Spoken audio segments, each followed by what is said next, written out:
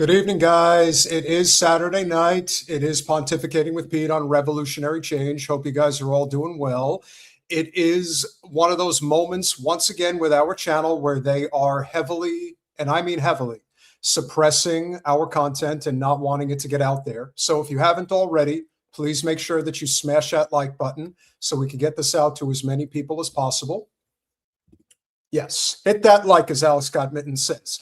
Please do us a solid so that way we could try to beat the algorithm early if we can. If you've noticed our clips for the past couple of days, they go through these periods every once in a while where they basically stick us in a corner where no one can see us. So when we did the clip the other day regarding the Israeli soldiers torturing the Palestinian toddler, that's a clip that had several hundred comments, over, I think, 800 likes and maybe 2,400 views. So we have to do everything in our capacity to try to do what we can to try to beat it. And asking you to hit that like button is how we get started. So where do we start today? They did the Snow Kings rally again. It's a pretty common practice amongst the liberal class. This is what they do. This is how they feel that they make a difference. This is how they feel that they're important and that they're involved somehow, some way. Whether or not they really believe they're making any type of an impact, that really remains to be seen.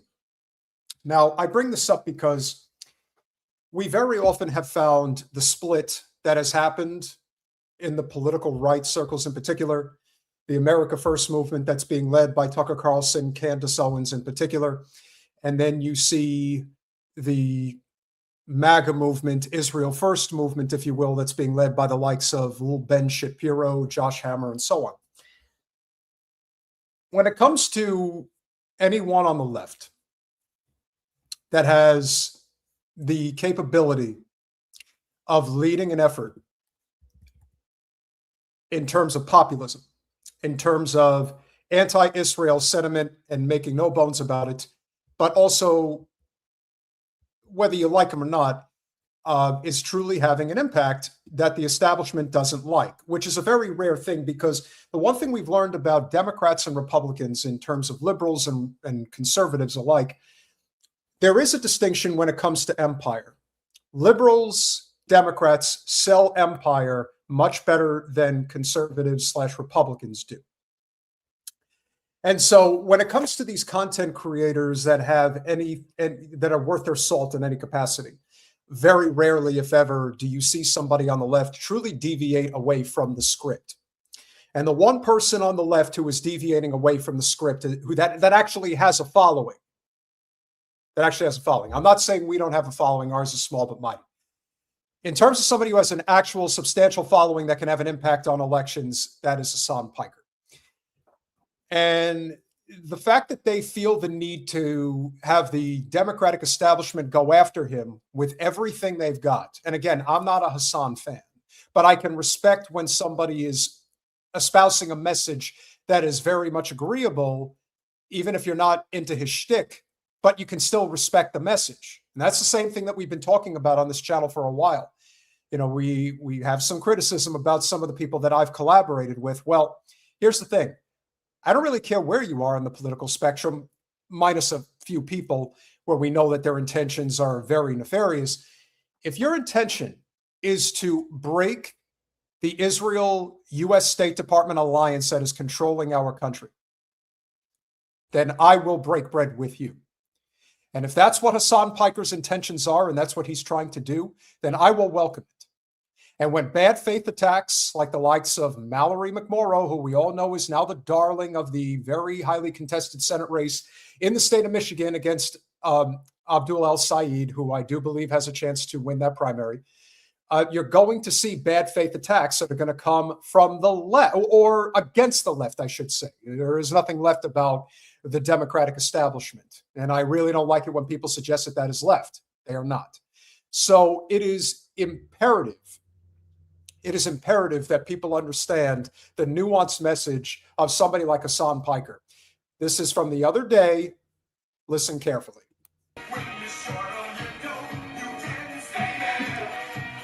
Like, I am a diasporoid, okay? I am a fucking diasporoid myself. And I can't go back to Turkey. Turkey has no free speech.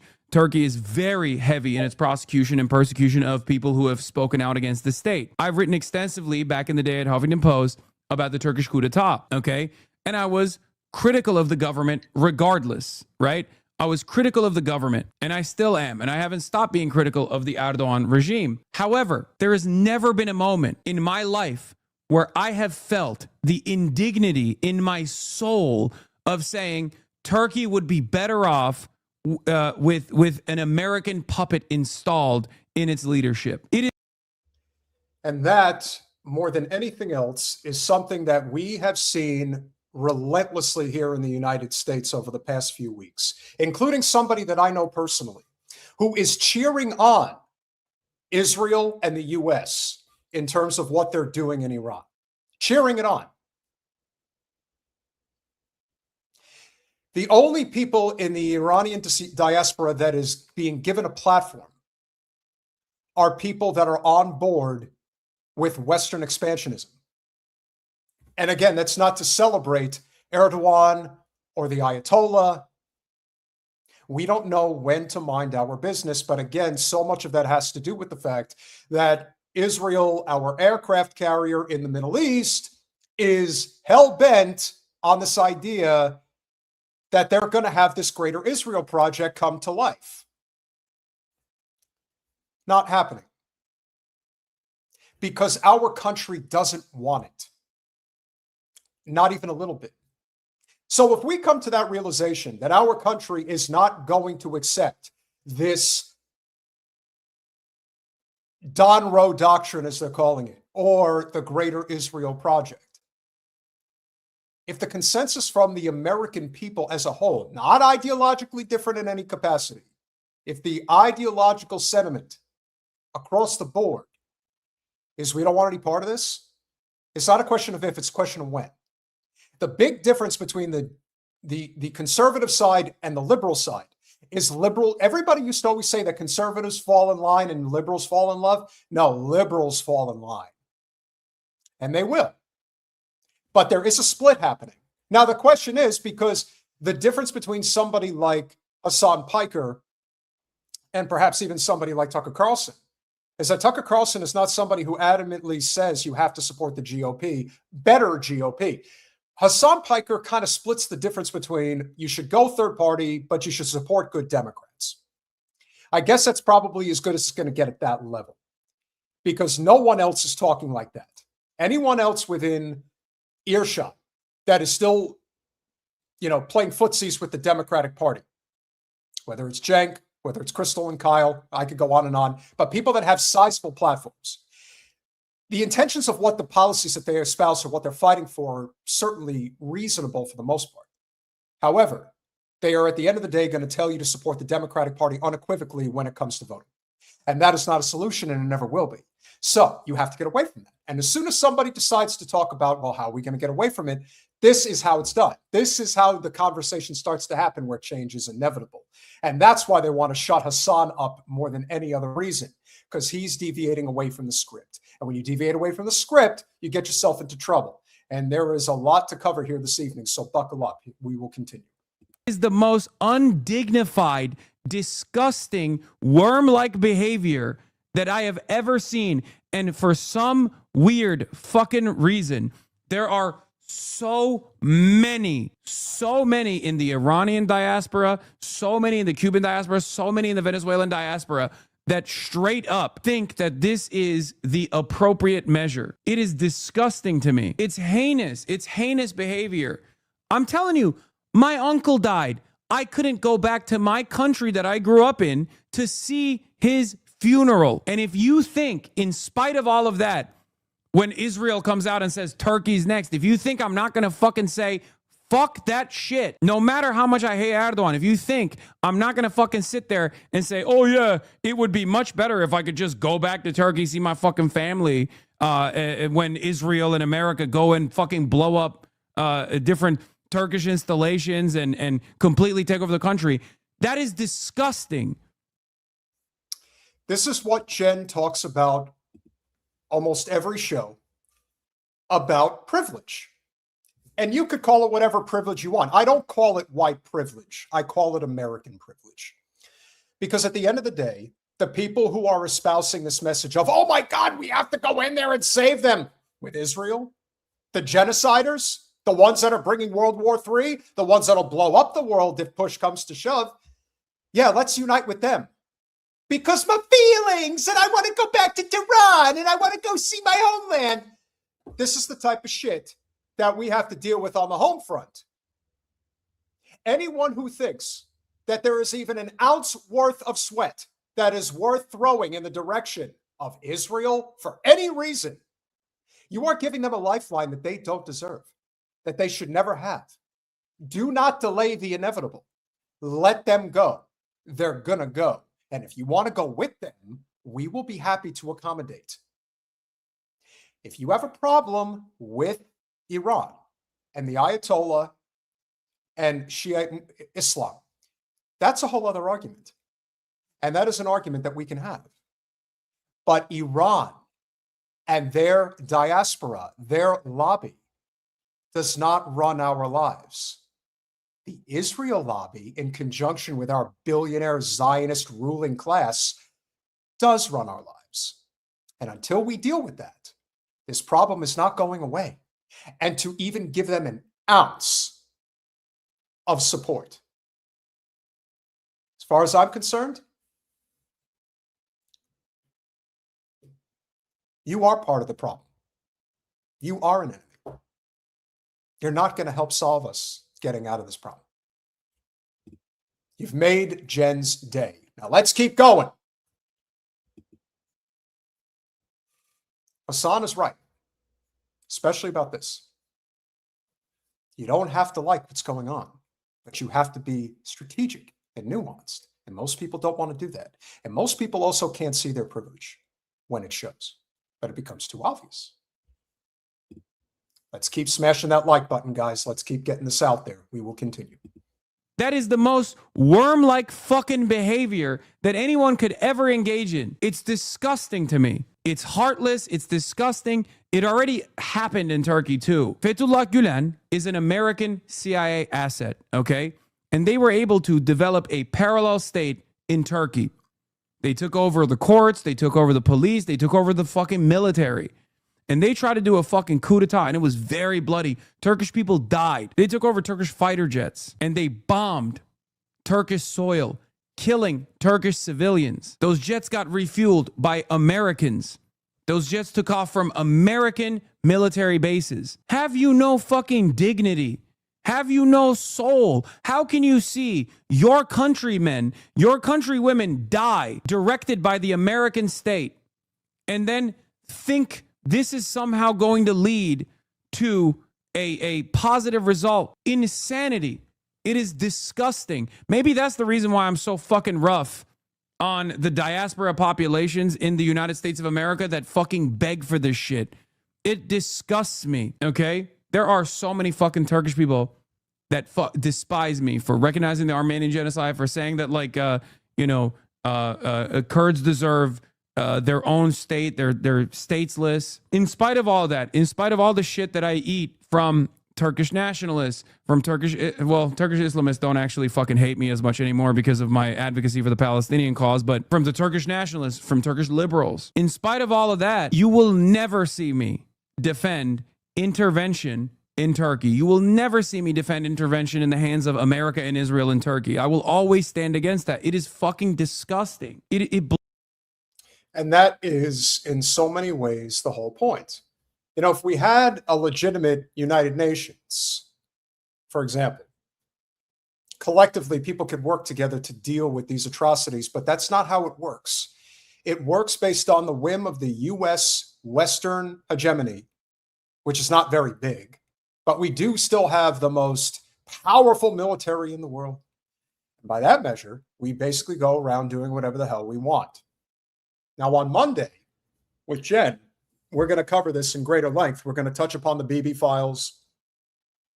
We're going to touch upon a whole bunch of key issues as to why this is all coming apart at the seams.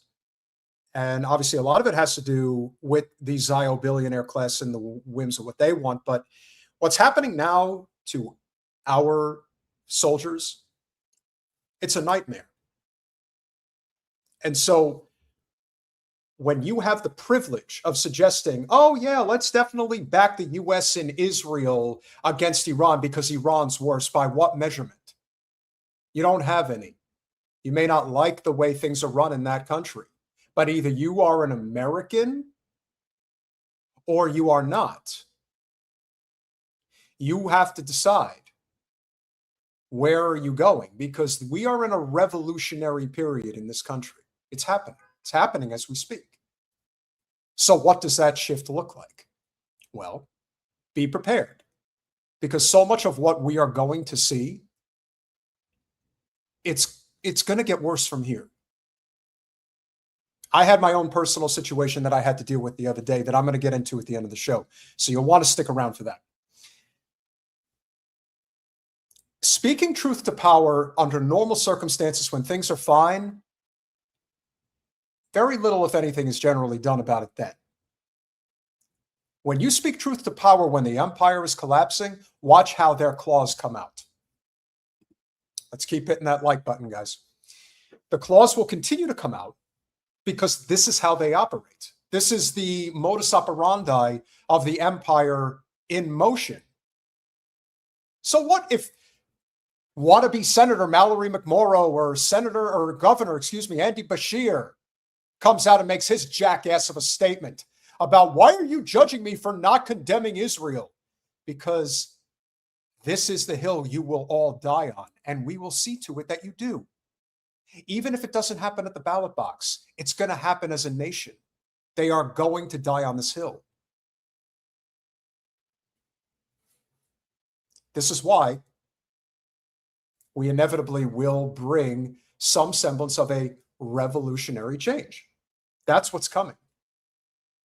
And I want to give credit where it's due to Hasan, because if he wasn't having any type of an impact, if he wasn't the person that was saying things that wasn't acceptable to the Democratic establishment, then they wouldn't care. But his platform's too big. And yes, he is Cenk Uygur's nephew. And yes, you can call him a Nepo baby if you want, because he was given a very privileged position to build a massive audience through the Young Turks. And you know what? Pretty much anybody else would do the same. He has his audience, and he's trying to do, at least in his mind, what is best for humanity. Now, you don't have to agree with everything he says, and I certainly don't. But when it comes to this particular issue, and for the most part on foreign policy, I don't know. Become a patron. I'll say become a $10 patron. That's my offer, and then I'll sign you up. And you can't just join and then leave. Got to stay for a little while. I think, and therein lies the rub. Hasan, according to David Hunter, Hasan today went on with Kyle Kalinske and said that he would support AOC in 2028. Sorry, he continues to propagandize that we can vote our way out of this tyranny. For Hasan, that way is the Democratic Party. And I totally agree that it's not going to solve anything. Does he think that he can help facilitate some type of an election of AOC, which is not happening? But let's just say hypothetically that it does. Does he think that he's going to be what, the Secretary of State? Does he think he's going to be dictating policy? No, what he needs to be doing is figure out how to continue to push the BDS movement, for example. Now, I don't know if he's doing that or not, but I know we do it here. And that's our job. Our job is to continue to cultivate as much of this anti-war, pro-Constitution movement that we can get our hands on. Because in the end, we only have each other. We know this government is going to do everything to destroy us if they can.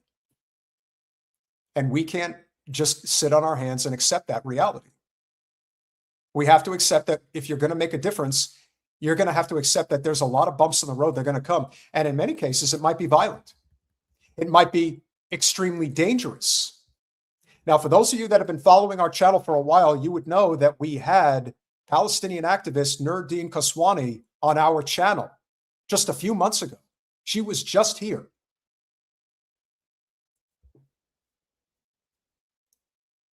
What we talked about at length was about not just her activism, which is obviously incredible. We also talked about the extremist elements of Zionism, although most of Zionism is extreme. But make no mistake, when it comes to Batar USA, the Israel Defense League, these are extremist organizations. And when she was on our channel, we talked about the threats that they made against her. So what happened? She had to go out and file a lawsuit against them because they wouldn't leave her alone. Colin, I'm waiting for my story, baby.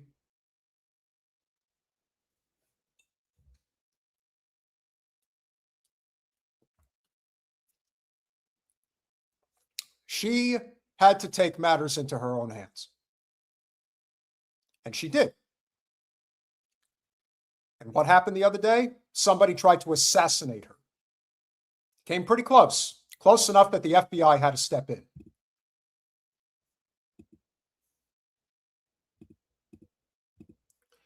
Man arrested over plot to firebomb New York pro-Palestinian activist home.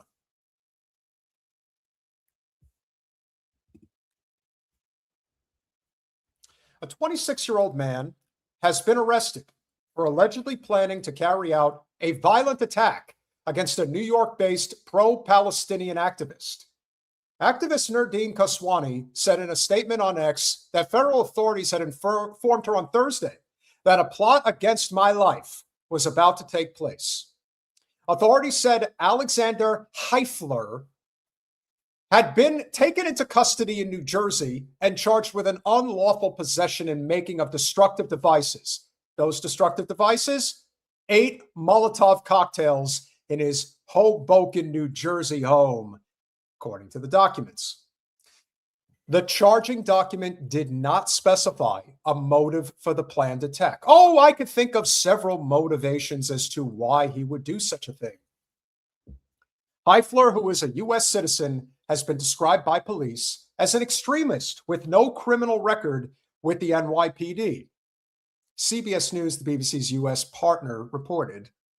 Police believe he was working alone, yet not really, and not with an overseas terrorist group or foreign government.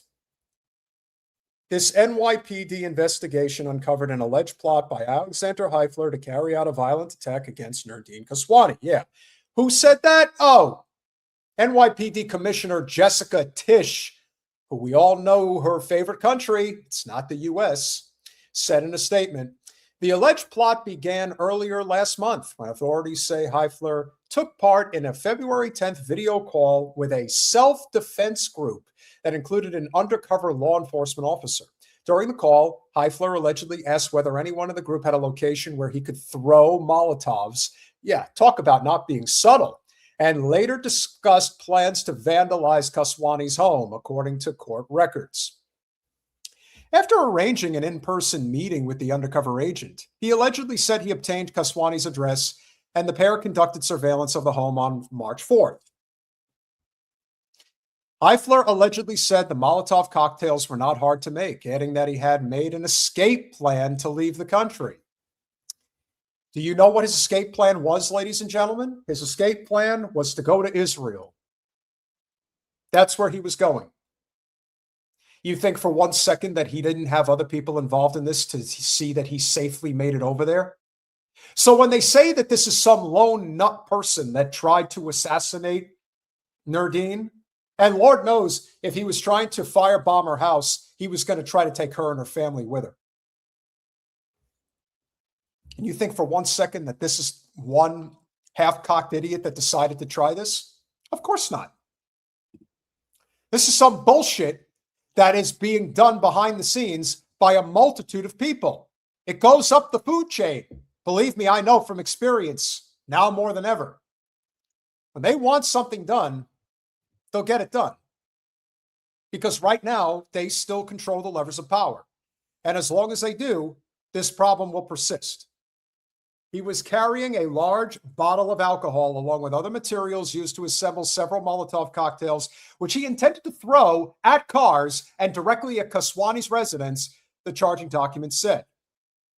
Following the meeting, law enforcement agents executed a search warrant at Heifler's, take that out of there, please, at Heifler's residence, where they recovered 8 Molotov cocktails, court documents said.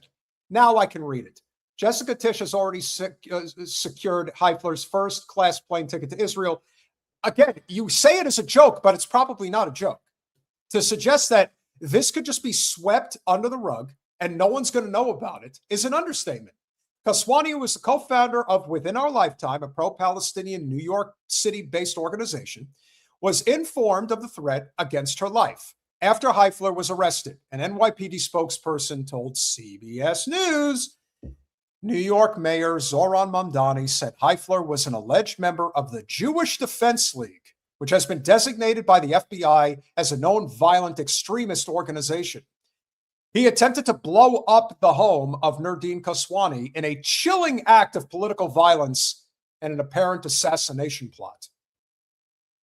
Kaswani has been a vocal opponent of Israel's occupation of Palestinian territories and alleged that far-right groups had engaged in a sustained campaign of stalking, harassment, intimidation, and civil rights violations against her and other activists.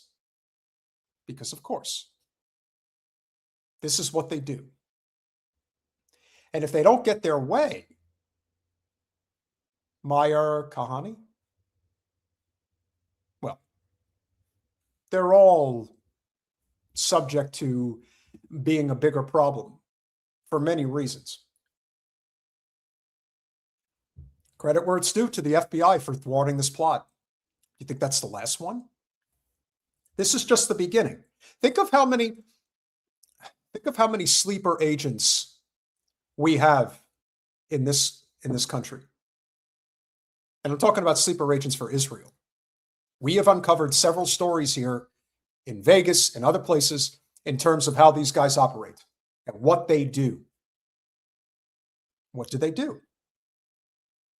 They basically surveil all of us. And the second things get too hot, they get a first-class plane ticket out of the country and to Israel. Now, how long that's going to last if Iran keeps doing what they're doing, I don't know. I really don't know. But this is an absolute testament to how effective Nurdin is. And I have seen people come after her because they don't like the fact that she doesn't pull any punches.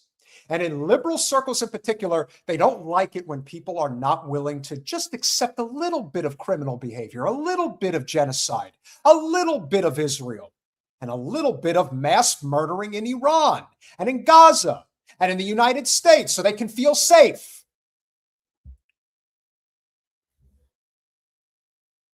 I am sure that that is the case.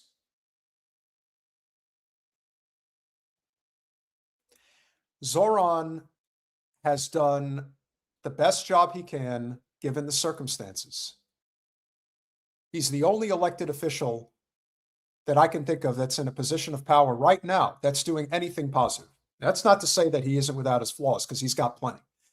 But I think considering the city he's running and the people who truly are trying to ruin his life before he even warms the chair in City Hall, think about how you would handle this if you were in his position. And knowing now that this is probably the first of many assassination attempts throughout the city that he's going to have to deal with, and the different types of protection that people are going to have to be required to have, it's going to be off the charts insane. Because the more Israel continues to lose its grip on our State Department, on our country, because our elected officials are all a bunch of bought-off puppets. They don't stand for shit. They're going to need to figure out a way to sell their bullshit to this country, but they're doing a really lousy job of it. They pick up the most impossibly insufferable people to do it.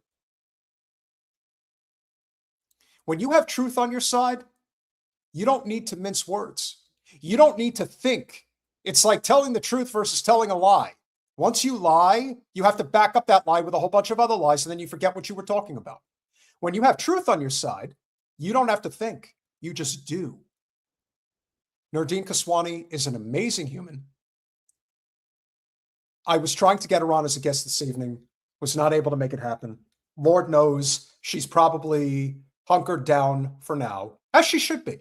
She should be looking out, and it isn't even so much that she's looking out for herself. She has an infant that she has to worry about. That's her priority. She probably doesn't give a damn if she gets killed, but she sure as hell doesn't want to have an orphaned or motherless child.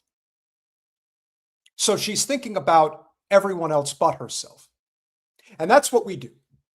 We think about everybody else but ourselves. I had to pay a major price for it. But that's acceptable because it could always be worse. You could be dealing with hell on earth, as so many of us have seen for the past 2.5 years, for the past almost 80 years, and then some. Only now it's become extremely visible to everyone. And now you get to see what it's like firsthand. But the fact that the BBC, in conjunction with CBS News, so that should not surprise anybody, the fact that they're even suggesting, even intimating at the idea that this little scumbag, lousy piece of garbage, again, I'm choosing my words carefully. I'm really trying not to get our channel buried tonight. Heifler. Colin, you want to do me a solid and grab a picture of Mr. Heifler so everyone can have the stereotypical responses to exactly what this clown looks like? Because, of course, he looks exactly as you would expect him to look.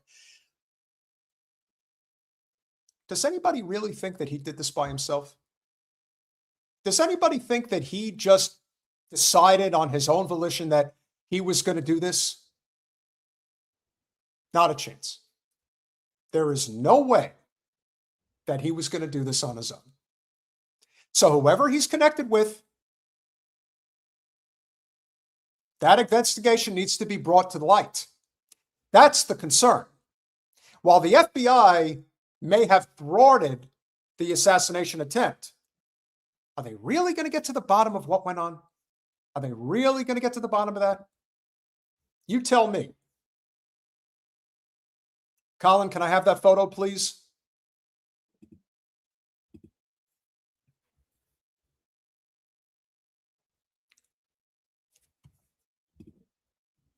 All right. Should have it in a second. But yes, guys, if you haven't smashed that like button, we have just passed the sign of the devil, 666. Smash that like button if you would. Let's get this out there to Laura Loomer's behind a lot more than you might think.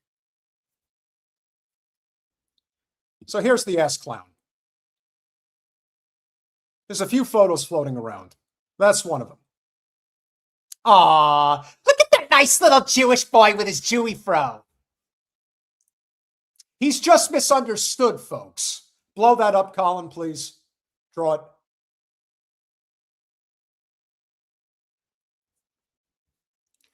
They'll just say he's a sweet little boy who was misunderstood and he didn't really mean to do it. He's just a good boy who had a lapse in judgment. He got upset. She was saying a lot of negative things about Jews. She doesn't. But it sounded that way because Israel and Jews are the same thing. And he had to do something about it. You see, he's trying to save us. I got an idea.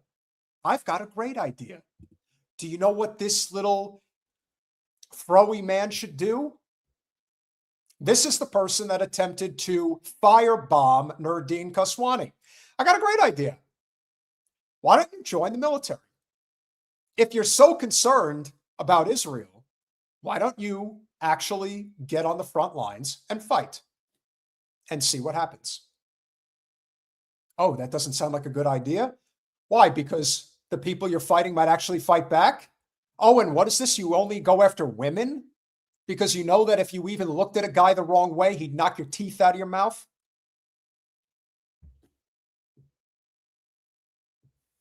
They make it very easy, guys. They really do. If you haven't smashed that like button, please do. We're climbing the ladder. We passed 700 for a second. Let's keep it going. This is as stereotypical as it gets. It is. But it's only a stereotype because it's true. And that's him. And the problem is, ladies and gentlemen, you know what the problem is with a guy who doesn't look intimidating or doesn't look like he would do anything to anybody physically, emotionally, etc. The real problem here is that guys like him are everywhere. They're everywhere. They're all over this country. You don't know if you're talking to one, but at any moment, that light shines through, which is why I believe in living in a world where we just put the cards on the table. I put my cards on the table regarding where I stood, and I've lost friends and family as a result. But that's okay, because I want to live in a world where I can lay my head down at night and know I did the right thing. I won't live in denial. A lot of people will.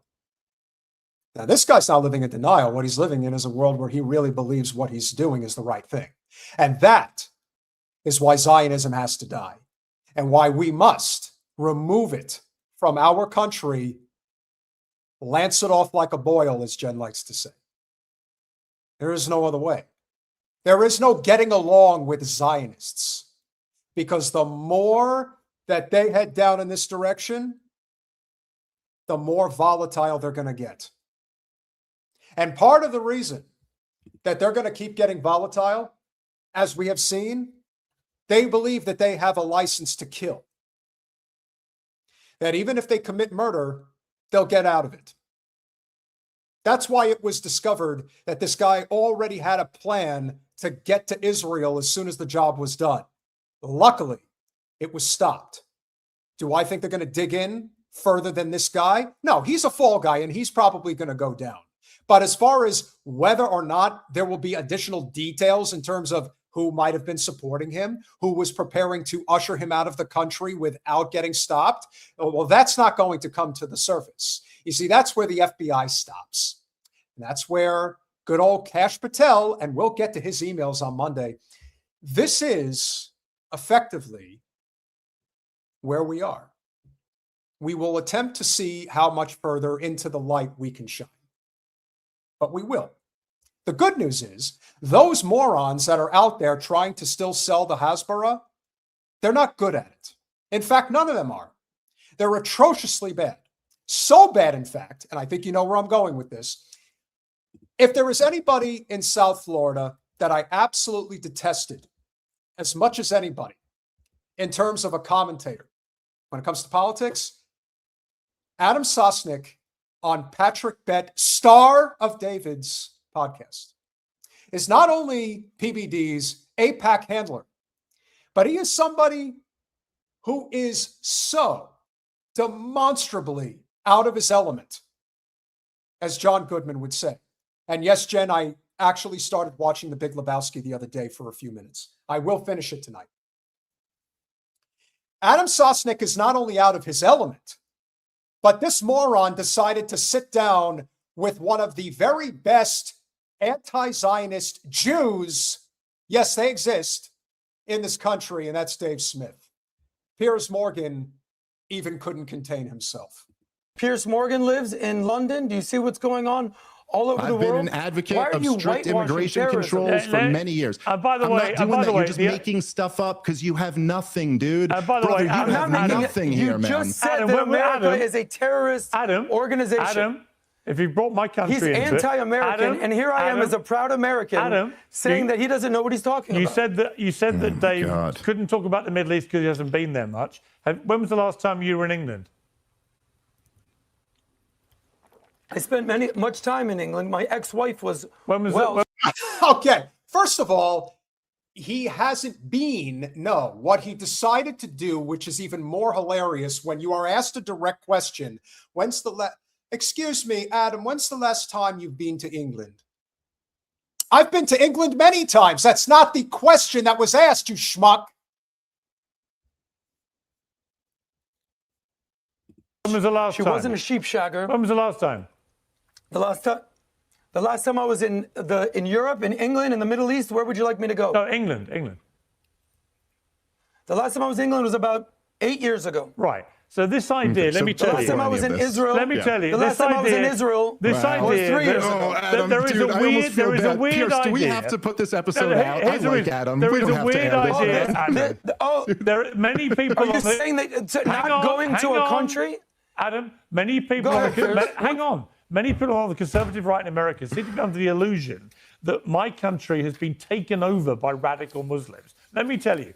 I have lived here on and off for the last 8 years, unlike you, and respectfully, we have not been taken over by radical Muslims. Just the fact that this has become a standard talking point amongst, it's not even a question of whether it's far-right commentary. It is just a go-to reflex when it comes to every last remnants of the Zionist stranglehold. What still works? What can we still do to convince people that we have to support Israel? Play into anti-Muslim bigotry. It's the last line of defense that they've got. It's all they've got. And it is still working with certain people, but it's primarily working with a lot of over-the-hill people. And take with that as what you want. But that's where it's at.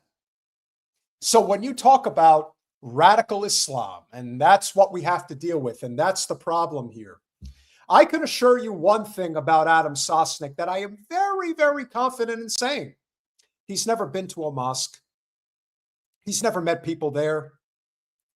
He has never communicated, had a legitimate conversation with somebody of the Muslim faith. I guarantee you he hasn't. In fact, I'd wager money on it. Adam Sosnick comes from the same place that Jen Perlman comes from. He's from North Miami Beach. He comes from an extremely affluent, privileged, protected upbringing and existence. This guy, without question, has never met the end of a fist that he should have. Probably many fists, to be honest. And anyone who has ever done podcasting, or anyone who understands the nuances of what draws people into a podcast, why they would be there, why they would like it, what interests them, what will keep them coming back. I'm not here to toot my horn, but one horn I will toot is that no one is tuning in to the PBD podcast, and I mean no one is tuning in to listen to Adam Sosnick. Nobody. In fact, I'd like to see somebody who does. I want to see one son of a bitch out there raise their hand and say, you know, I got to tell you, the real reason I watch the Patrick Bet David podcast, the Patrick Bet Star of David podcast, you know why I watch it? I watch it to listen to Adam Sosnick. If there is a measurement, an algorithmic measurement as to when people drop off of a stream, I'd like to see the measurements for the PBD podcast when Sosnick starts talking and how fast people flee. And then maybe a few minutes later, 10 minutes later, because he never shuts the fuck up, and he talks over everybody as well, that people will come back. There probably is ways to measure just how much of an absolute loser he is and how no one wants to listen to him, ever. So why is it then that Patrick Bet's Star of David would continue to have on a guy that if you just go and read the comment section on every single video, it's almost universal. Why the fuck is this guy still on the channel? And I'll tell you why I think he's still on the channel, because he's definitely, unequivocally, his AIPAC handler or his Israel lobby handler. It's all one and the same. That's why he's there. He has no talent. He has no enlightened thoughts and suggestions. And believe me, this clip's going to get even more ridiculous. But that's the whole point. There is no justification as to why this guy is where he is. other than he's serving a different purpose. And I think we could all agree that the likelihood is that that is the reason why.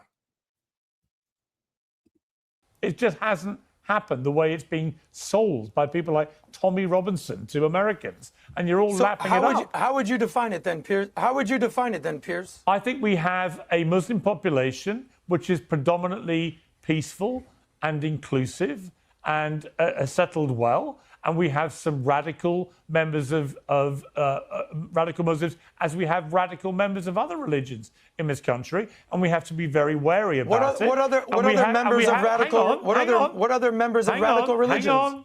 And we have had severe immigration control issues run by successive Conservative and Labour governments who frankly lost control of our border, both to illegal immigration, but also allowed way too many people in legally. And these are proper, legitimate things to be discussed. But framing it, as some people like to do, as my country's been overrun and overtaken by radical Muslims, is just a lie. It's just not true. So yes, there are things to be concerned about. And yes, I want to see everyone who comes here assimilate, and everyone who lives here assimilate into our culture. Of course I do. But this idea that we've been overrun and overtaken is nonsense. Yeah. Piers, can I just make one one think it's all blown out of proportion, that everything that everybody is saying about Sharia law being imposed in London and Birmingham, it hasn't been you're saying that it's overblown? It hasn't been imposed here. Okay, anyway. You're saying that it's over. There are Dave, a number of unofficial Sharia guy. courts operating. They have no legal basis or standing in the UK whatsoever. There is no Sharia law being operated legally in this country.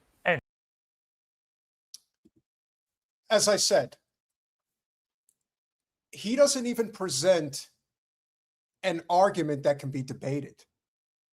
Everything he says is easily debunked. Easily. This is even worse than little Ben Shapiro debating a college student, and the college student's kicking his ass. Yeah. I see the count. I see the count. This is actually a two-parter. Kevin, yeah. Colin, check that next one. We're gonna pull it. We'll finish this out, but it's like I said, this is so beyond embarrassing that at some point you really have to ask yourself, why is he even being invited on? Is he being invited on because it actually makes the pro-Israel lobby, the Hasbara narrative, look that much worse? Maybe. And keep in mind, Dave Smith is Jewish. So the more we can bury this idea that that you can't separate Judaism from Zionism is bullshit. But again, Dave Smith does not come from North Miami, Florida. Adam Sosnick does. So there is something to be said for what regions of the country one comes from and the level of Zionist contrition that ultimately exists within the culture. That's a huge part of it. It doesn't Thank happen. you, Piers. Thank you for enlightening me. So you're saying it's all overblown, that Why don't you come Islamification over, of come the over West with the whole is PBD overblown? team and let me take you on a guided tour of the UK, and trust me, you'll be fine. I'm sure you're going to all the nicest places and definitely none of the most dangerous places, Piers. I'm sure you're not going to Birmingham or Brick Lane or anything like that. I love Brick Lane, best curries in England. I love Birmingham, fantastic place. Oh my God! I'll take you there. Back to my Jen, can you believe he fucking just said that? Okay, so this son of a bitch is actually commenting on the line of, oh, I bet you went over and had some like good Indian food or this and that. How much of a fucking bigot can you possibly be? By the way, the one thing that I do think is hysterical when people of other cultures make fun of white people, there is one thing that they are absolutely correct about. Unequivocally, other cultures that are not white have much better taste in food. They have a much more refined palate, spices, sauces, etc. So the idea that he's going to give a gotcha about eating certain food, let's just say that the type of food that this guy thinks is probably fancy cuisine, I don't want to, I don't want to get into anything. For some people, salt is spicy, so I don't want to give them too much shit, but you do not understand how bigoted Zionist Jews truly are until you're around them when the cameras are not rolling. And believe me when I tell you, they are in every way, shape, or form as entitled, as feeling chosen as anybody. That's why he can throw a comment out there like that. An exceptionally bigoted comment about other people's culture and food. But hey, like I said, they're used to getting away with it. Now, I did say this is a two-parter. So if you thought that first part was ridiculous, this is even more ridiculous. Percent of Americans vote for your people, Dave. Why don't you run for something? Why don't you stand for something? You stand for nothing. Okay, can I respond? Again, Piers, this is the level of substance. No. Here we go. I'm going to tell you a story, Dave, and then you can respond. Because this is where I lost respect for you as a debater. Because I was like, oh, this guy, Dave, he actually knows some stuff. He's doing his thing. And then you showed up on Coleman Hughes' podcast. Piers, do you know who Coleman Hughes is? I do. He's been on the show. I've been on the show with him. Perfect. That's this guy right here, just in case, if the camera doesn't see. But what is the point you're making? I watched this podcast. The point is this. Dave gets out there and he tries to bully people and say that he's so smart. He reads a lot of books. Good for you, Dave. But what happens when you read it to somebody, run into somebody who's way smarter and bullies the bully? I remember growing up in this town of Miami, so there was this kid that used to pick on all the kids that we went to school with. And one day, some new kid showed up, and he goes, oh, yeah, let's go, buddy. Let's do this. And the bully goes, oh, what do you mean? What do you want to do? And he goes, no, yeah, you want to fight everybody? You want to take everybody's lunch? Let's go. And the new kid beat the crap out of the bully. I have a feeling that A, you were not the kid who beat the crap out of the bully.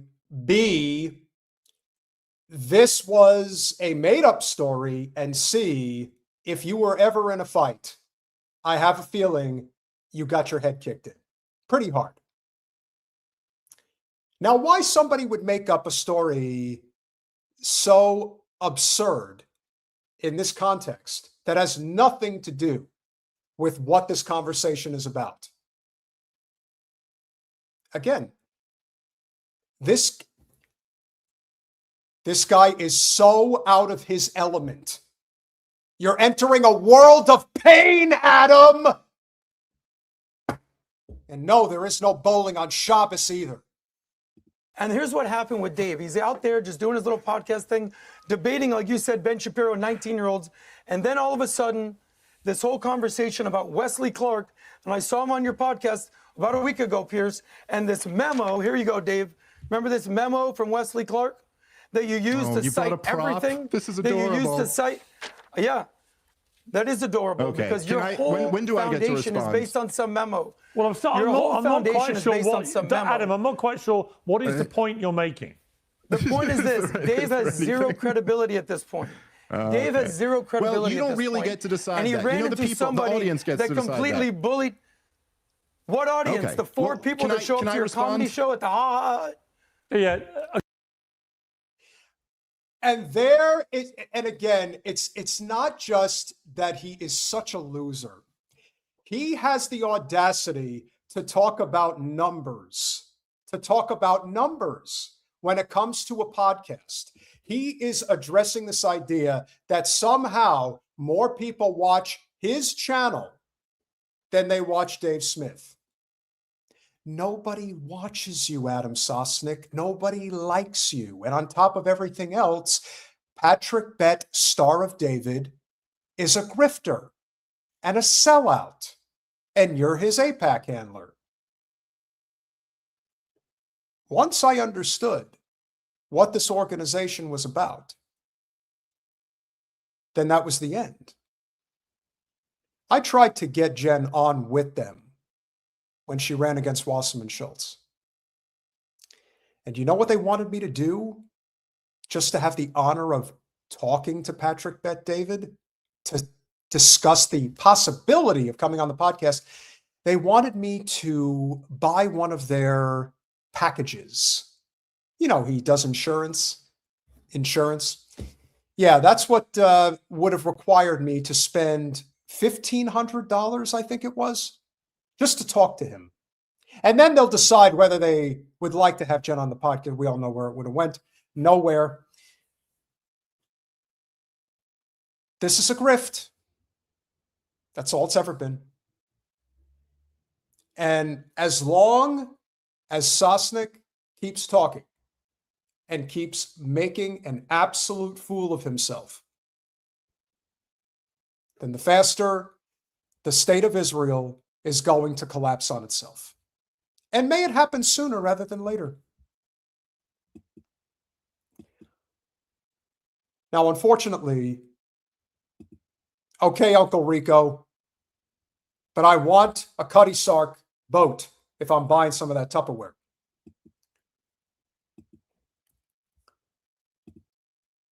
Adam Sosnick can't sell a wet paper, can't fight his way out of a wet paper bag.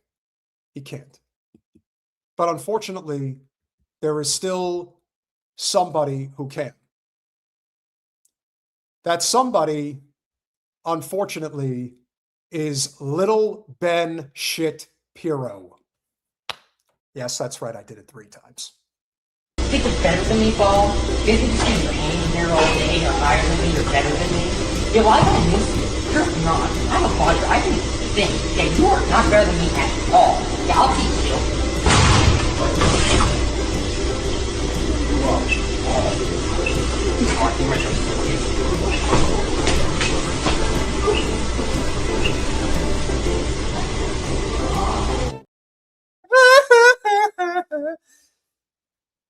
But as much as we like to make fun of little Ben, we have to remember that in light of CPAC happening this weekend, this is somebody who, as much as anyone in media, still has a platform. It's pretty big. This is a person who is not only pushing for war with Iran, he's celebrating it. Even as our service members die for his Israel cause. Is the thing. If you look historically, the American people actually have some patience. Our shortest wars were longer than the current conflict.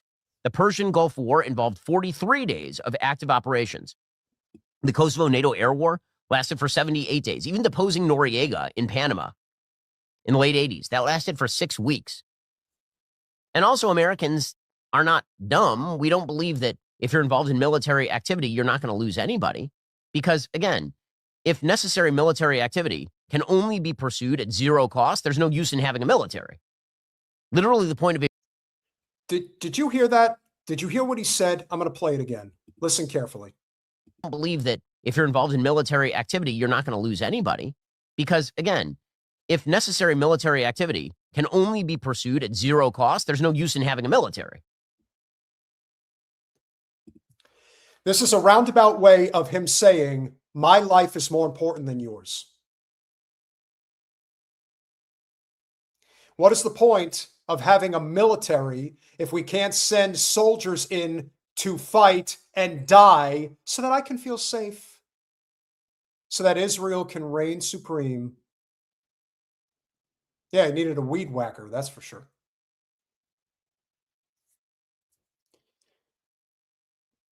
This is a pretty pathetic human being.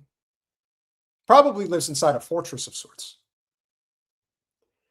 Now, even though he thinks of himself as a linguist of sorts, he's not. He's not very subtle in how he tries to give backhanded comments towards the plebs, if you will. He truly sees us as lesser than. Now, even though the Zio-Nazis say what they say, this is a person who was paid a lot of money to continue pushing this narrative. And I don't want to hear shit from anyone in the audience says enough of little Ben. And I'll tell you why very clearly. Because whether you like it or not, people like this fuck and his female equivalent, Laura Loomer, They have the ear of the President of the United States. Now, do they have it because that's who Miriam Adelson and Bill Ackman and the rest of them tell them is who they're supposed to be listening to? It's very possible. I'm not going to say that that's not the reason, but they're still listening. And he's still listening to them and thinking that this is good. We should just go along with this. This makes total sense. He is a chicken in more ways than one. Literally, the point of a military is to do hard and dangerous things. That's why our military members are heroes. That's because they're willing to undertake that sacrifice for a greater good. Now, Iran, for its part, seems to be counting on this view of Americans that have been shared by pretty much all of our enemies at one time or another, that were weaklings, that were incapable of mobilizing for victory. Hitler famously thought that America was decadent and unstable. In one private conversation, according to sort of Hitler's notes, reportedly he said, quote, "I don't see much future for the Americans. It's a decayed country. They have the racial problem, the problem of social inequalities. Everything about the behavior of American society reveals that it's half Judaized and the other half nigrified." And this is Hitler talking. How can one expect a state like that to hold together? And during Vietnam, the Viet Cong counted on the idea that Americans would get tired, that Americans would get bored. And after a while, they were right. Americans did get tired. After a while, they were right. Americans did want out. We should know that there were 50,000 American dead by that point. In Iraq and Afghanistan, too, our enemies thought, okay, they can just outlast the Americans. But here is the point. To outlast Americans, typically, requires not months, not weeks, years. Okay. He doesn't even try to hide it. He just said, and it was almost 60,000 Americans that were killed in Southeast Asia. They got tired. They got bored of it. Yeah, they were there for many years. So now what you're suggesting is that we are going to need to be there for many years, little Ben? Is that what you're suggesting? The President of the United States is trying to find, at least I think he is, Lord fucking knows it's only because the stock market's totally doing really bad right now and the American people are getting restless. If that's the reason for him to end the war, I don't give a fuck. Just end it. But you are like, no, this could take years. It could totally take years. And I want it to be however long it has to be in order for us to have our Greater Israel Project and the end of Iran. That is what you want, isn't it, little Ben? That is what you're fighting for. It's pretty clear as far as I can see. But here is the point. To outlast Americans, typically, requires not months, not weeks, years. The reality is that there is no way to extricate ourselves from this situation right now. There's no way to extricate ourselves from this situation by simply running away. That does not leave Iran in control of the Strait of Hormuz, which means $100 to $150 barrels of oil from here to forever. On April 20th, smoke them if you got them, the United States military is raising the eligibility age from 34 to 42.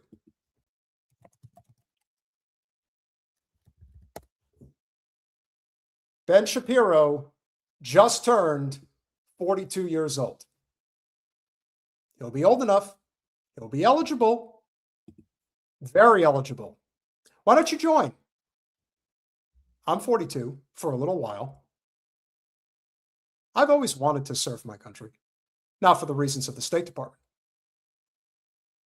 But things change. And I sure as hell am not serving for his ass.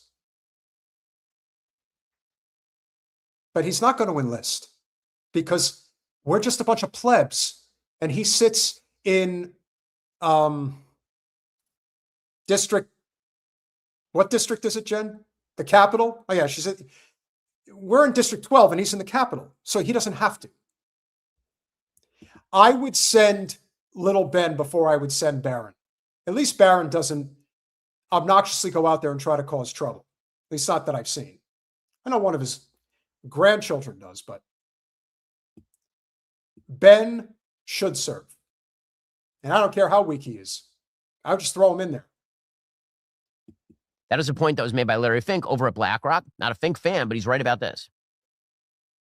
If there's a cessation of war, and yet Iran remains a threat to trade, a threat to to the Straits of Hormuz, then I would argue that we could have years of, above $100, closer to $150 oil.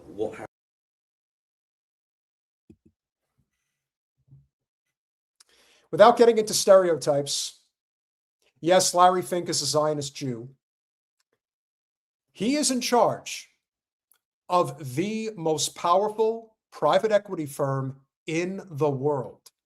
No one is benefiting more financially the world over from conflict than his organization. Whether it's Ukraine, whether it's Southeast Asia, whether it is the West Asia, Middle East, doesn't matter. BlackRock. And that's who little Ben is referencing. Little Ben referencing BlackRock. We should listen to Larry Fink and BlackRock. That's who we should be taking advice from. It's almost mind-numbing to think that there are people that listen to him that think that this guy's worth any salt. And the only reason why he's getting any type of traction, once again, is because our country, our government, has been conscripted to the state of Israel because the Zionist billionaire class has fully taken over our government. For now. Happens to the global economy if that happens? How do we see We'll have global recession. Oh. Okay, again, he's right about this. That's the point, is that it's not as though if things ended today, things would be better a month or 2 months or 4 months from now with Iran still in control of the Strait of Hormuz. There is no way out but through. And here's the thing. Once we get to the end of this, if the Iranian regime falls, energy will become cheap again because the Strait of Hormuz will be free again. Not only that, you'll actually have American energy companies working with a friendly Iranian government to radically increase oil production. And because markets are forward-looking, the price of energy will then go down. So I have a really great idea. You know what we're going to do? We're going to take over Karg Island. We are going to invade, and then we'll open up the Strait of Hormuz, and the prices will go down, and everything will be just great. 5,000 Marines are going to have to die, but the price of oil will go down.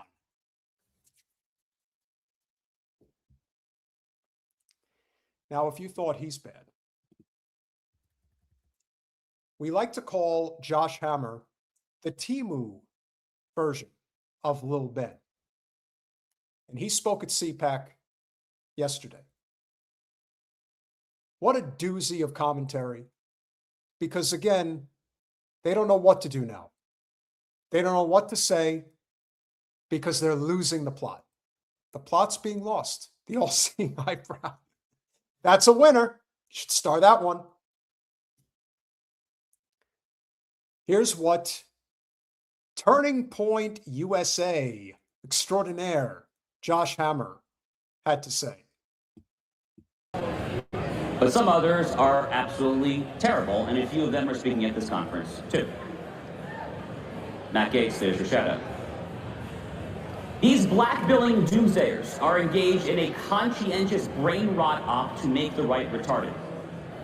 The slogan that catapulted Donald Trump to the presidency continues to define his political career is "Make America Great Again." It's a pithy and inspiring call to action. In it are three distinct claims. First, America was once great. Second, America became less than great. And third, it will one day be made great again. The retard right denizens of Podcastistan reject the fundamental essence, however, of MAGA. Much like the neo-Marxist left, the retard right doesn't think America was ever great. And they certainly don't think that America is capable of being made great once again. They are therefore explicitly anti-MAGA. In fact, they are actually just anti-American. No, they're actually just done with your cause. You know, the thing that I find so interesting about Timu Ben is that it doesn't sound like the crowd really gives a damn. And this is CPAC, where you would think that he was as close to home base as you could possibly get. And no one really seems to care. But again, the organization that once carried the torch for the conservative youth is dying, and it will be dead eventually, sooner rather than later. The retard right. So it's not the woke right anymore. Now it's the retard right. That's the best you could come up with? I don't want to call you the R word, but let me tell you something, guy. Everything about you screams, I don't know, Rain Man, whatever it is. You just copy to a T every single nuance movement of Lil Ben. The way you talk, the way you stand, the way you project. There is nothing genuine or real about you at all. In fact, when you talk about alternative lifestyle, you probably fancy Ben the way that Lindsey Graham fancied John McCain. Why else would you copy him to that extent?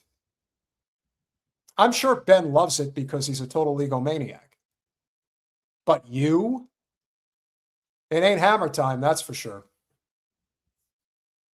We know this because they openly say it. Tucker Carlson, who wrestled the demon and seems to have lost the fight with the demon, recently hosted on his show a Chinese Communist Party mouthpiece by the name of Jiang Shuiqi. On podcast, Jiang proposed a new world order in which the United States joins China, Russia, and Iran as quote-unquote equal partners. If you think that sounds patently insane, that's because it is. If you think that sounds indistinguishable from the musings of Noam Chomsky, that's because it is. But that didn't stop Carlson from affirming Jiang's Beijing-approved dystopia as the wisest possible advice and the only path that preserves civilization. Of course, Carlson has also lauded Russia, Maduro's Venezuela, and even Sharia law. They just think of the same talking point, or they just espouse the same talking point every time. And who at this point is going to CPAC? When you have Catholics for Catholics, that was the real Catholic event in D.C. just a week ago. That's where Candace was. That's where Carrie Jean Baller was. That's where Joe Kent was. That's where General Flynn was. Again, the people who treat Catholicism seriously are there. They're not at this. This is a political rally for the small-minded, cult-like figures that still believe we're making America great again. No, we're not. We have to get out of the matrix, if you will. No Andrew Tate reference intended. But this is where it's headed. And as I said, the good news is there's nothing inspirational about what he's saying. In fact, it's downright pathetic what he's saying. It's being met with deaf ears. No one is making a peep in that audience, which should tell you all you need to know. May it die? Yes, very good. CPAC is Israel Conservative PAC. That's basically what it's become. Much like Turning Point USA got bought out by them, hell, all the more reason to. You'd be hard-pressed to find a single anti-American system or regime that Carlson has not, in fact, praised. By the same token, Megyn Kelly, whose insatiable appetite for clicks has overwhelmed whatever decent principles she purports to hold, had a curious guest for her first episode after the commencement of Operation Epic Fury against Iran. That was Marjorie Taylor Greene. In December, just prior to resigning in disgrace after Trump kicked her out of MAGA, Greene met with the radically anti-American Chinese Communist Party-funded group Code Pink. Instead of celebrating the world... Could we just once and for all get this out of the way? I don't know why Code Pink does not sue these people for slander.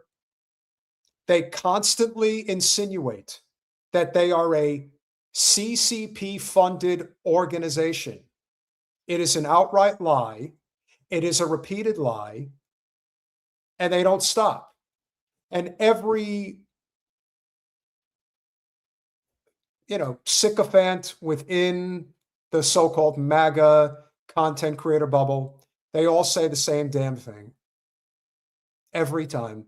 People can get enraged about it, but why get enraged? Because clearly what Medea and her people are doing is working. But hey, this is a sad commentary. He has no excitement. He has no energy. But the idea that you're going to go after Medea, at least Medea gives a damn about this country. You, Ben Shapiro knockoff, only give a damn about your wallet and Israel. You are as anti-American as it gets. They all are. Historical madman Ayatollah Ali Khamenei's death and the remarkable ass-kicking that Trump had just begun delivering to a regime that's attacked and killed Americans ever since 1979, Kellyan joins Green in lamentation. Okay. I think we get the point. I think we understand why Josh Hammer, like so many others within Turning Point and all these other organizations, are a joke.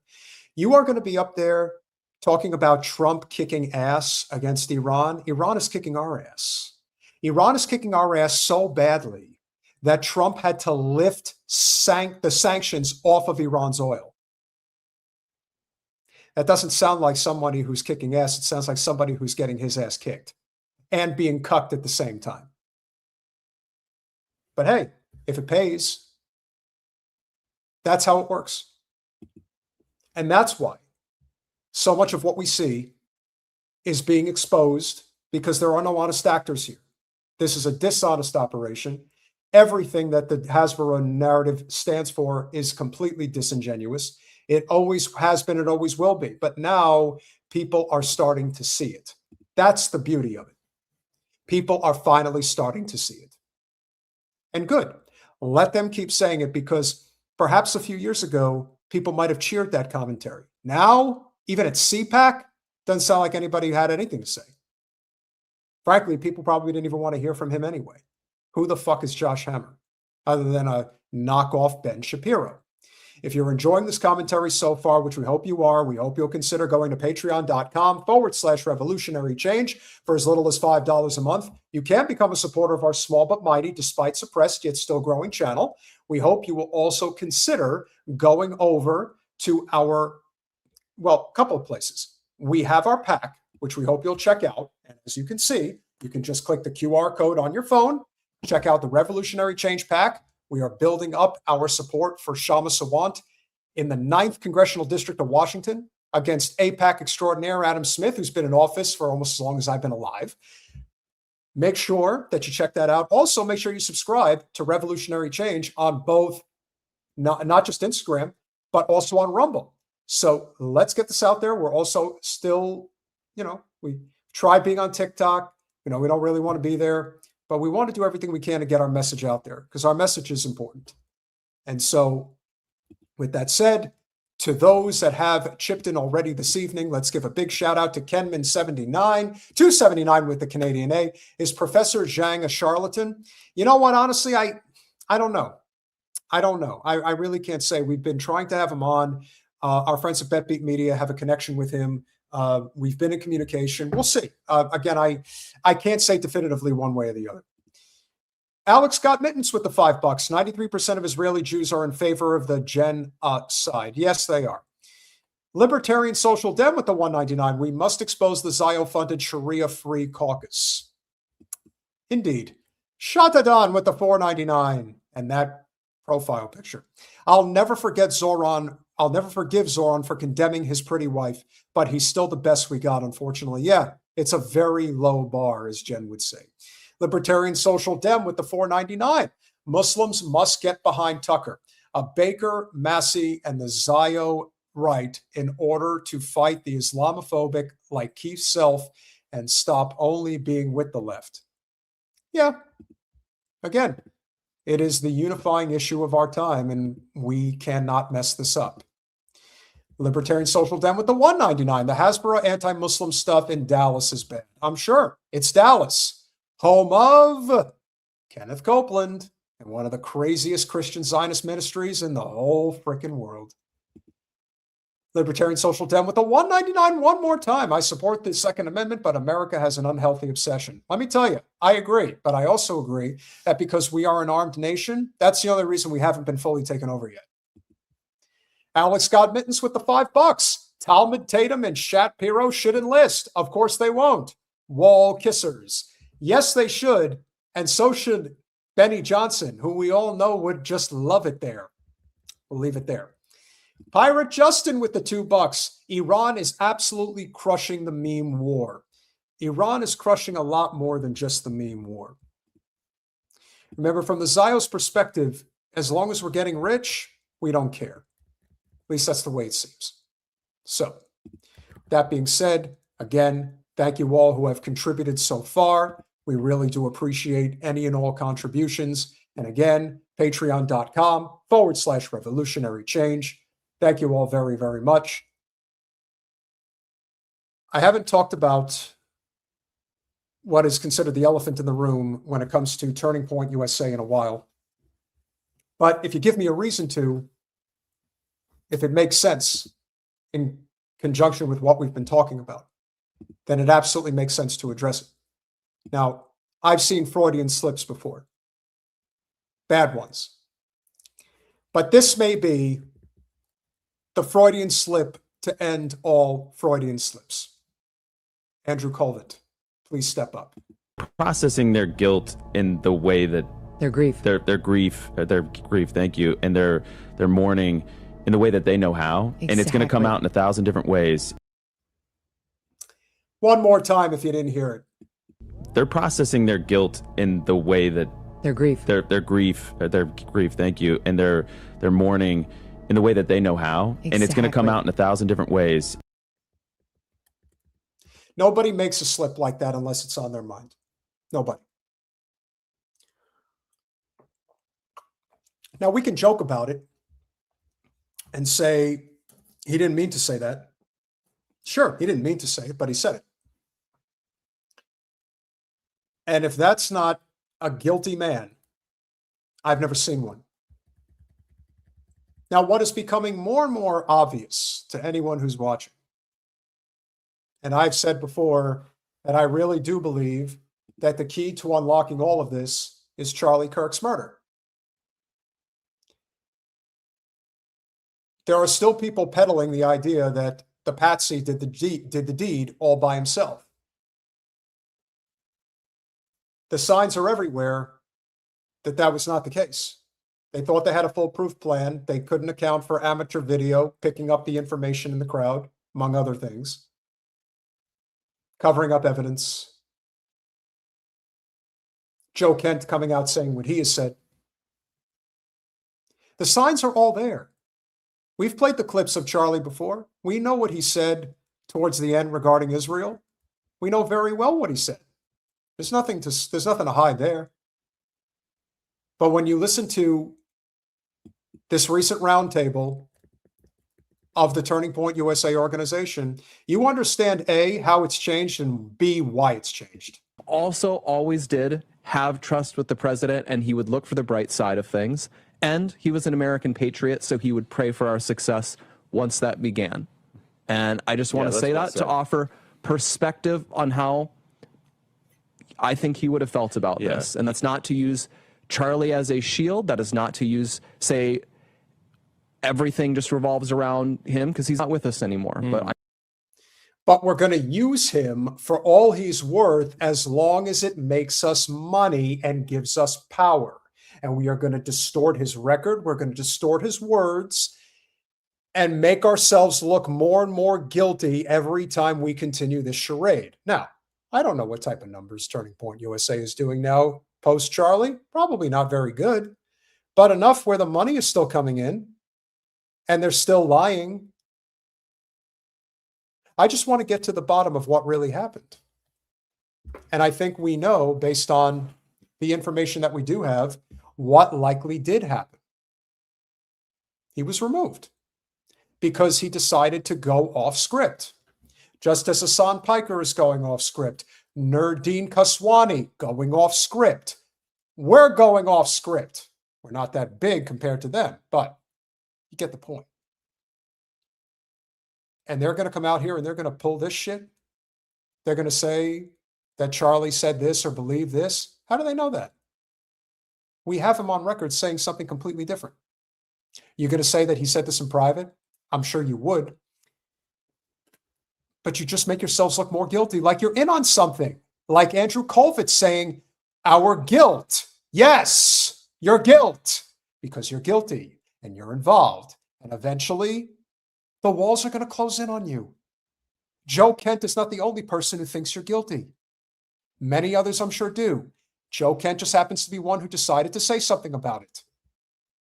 I know people, all of us are feeling the lack of Charlie in a moment like this because he was a natural leader of the movement. Well, I think that's also, like, as soon as all of this broke out, you saw that social media immediately went to go find Charlie clips because he still is, even in death, like the leading voice on a matter like this. Well, and sorry, go ahead. No, I was just going to say, and it makes me upset, though, because for these people that didn't actually know Charlie, like Blake, you said it, in private, he would be not happy with the situation. And he would express his thoughts. You'd oftentimes see him talk about it on the show. But then as soon as this would happen, he would have trust in the president. He would try to calm people down. And so it's really irritating for me to see so many people on social media have the opposite reaction, to use his voice to actually cause chaos, to actually cause fear of the situation, to actually cause hatred of President Trump in this whole ordeal, when actually that's not what he would want. Well, I'll tell you what he would want. He would just want the truth to come out.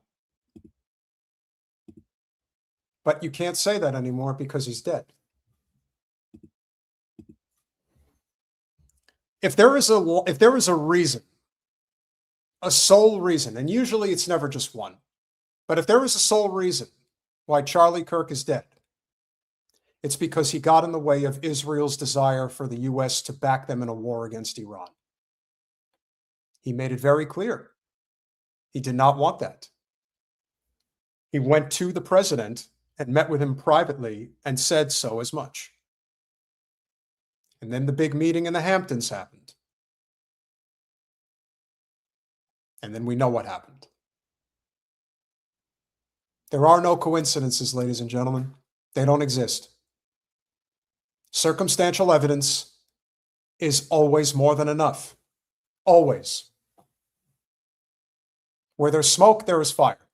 And when there is the smoke that is coming from Turning Point USA for Israel,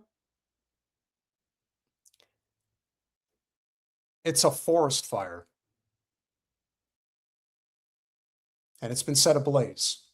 And it's spreading like crazy. And they're never going to be able to talk their way out of this. Charlie Kirk would have supported the war in Iran.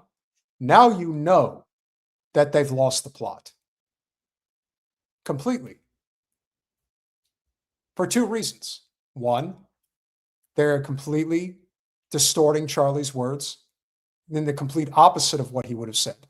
And two, you're seeing what happens when you take the Zionist money. It doesn't matter how foolish they look, as long as they say what they're being told to say. Being met with an unfortunate accident, got in the way. Now the guys that are still there, they're saying the complete opposite. They got their mind right. They know exactly what to say. I found a video from a couple of days after Charlie's removal.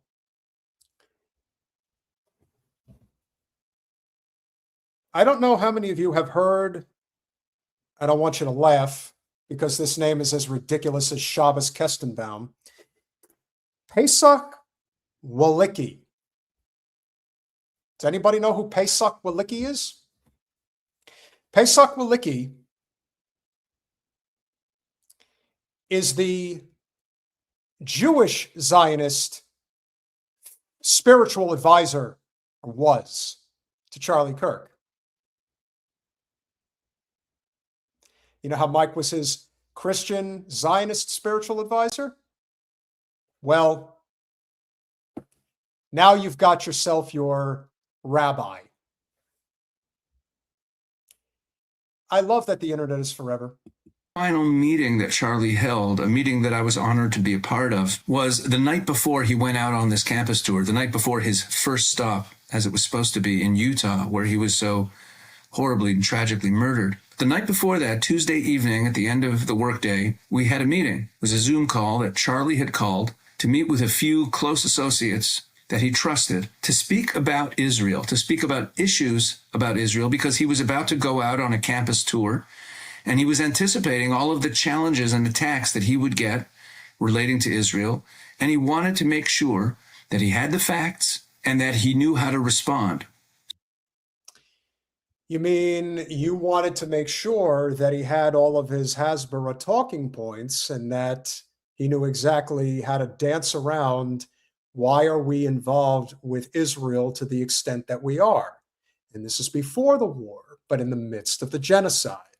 A genocide that you push hard, very hard. This is one of the people that Candace Owens alluded to was in that text thread. Didn't have a lot of people. It had 8 or 9 people in it. And this guy's one of them. And he's already out here just telling a whole bunch of bullshit. But remember when this is from. This is from a few days after Charlie's killing. So he's trying to get ahead of the story. Doing a pretty crappy job. Just making himself look extra guilty. So he called this meeting to prepare himself, essentially, to defend Israel. Think about that for a minute. Here he was, getting ready for his campus tour, and the final meeting that he had before the tour was to prepare himself to defend the Jewish state from the attacks that he knew were coming. And it drove him crazy that he got so many questions about Israel. It actually bothered him because he wasn't out there to talk about Israel. He was out there to talk about America. And yet, because he was such a prominent supporter of Israel. When you make statements like that, you know that the person has something to hide. You don't have to say he was a prominent supporter of Israel. You could just say that he didn't really want to talk about Israel because America first was his primary concern. But when you come out right after his assassination, and there is ample footage of him saying Israel is a problem, and you insist that he was in love with Israel, you don't even offer a slight deviation from the statement. You offer a completely different narrative that even existed. So when somebody, again, if we're building a case against somebody on circumstantial evidence, this would be an example of a dishonest operator, of a poor witness.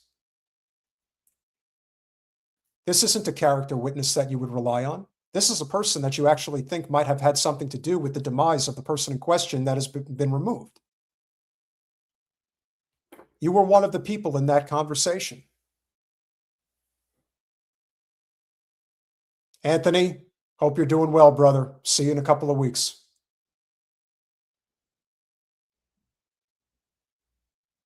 Charlie loved Israel? Really? When you talk like that, all the more reason to believe that the rabbi and the Israeli lobby as a conglomerate whole was in on this. Nobody of a higher stature in the political arena deviated from the narrative harder than Charlie Kirk. And he was killed for it. And this guy, well, he may have had something to do with it. I'm not going to say he definitely had something to do with it, because Lord knows if he heard me say that and he sees this clip, he'll accuse me of a crime and try to sue me in court. I just said allegedly, he might have something to do with it.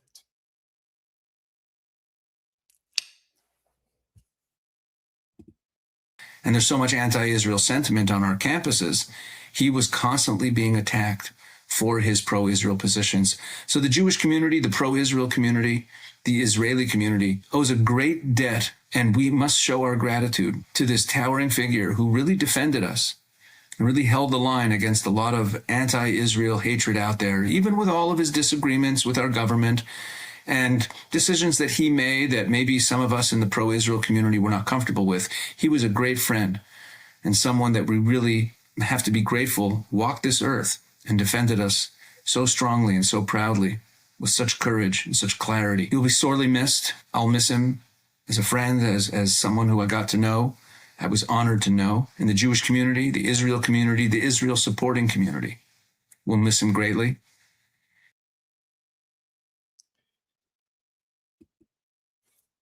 You will miss him greatly once you realize that your entire operation is collapsing. The funny thing is that I guess in some way they thought that they were going to be able to hold this all together even while Charlie was taken out.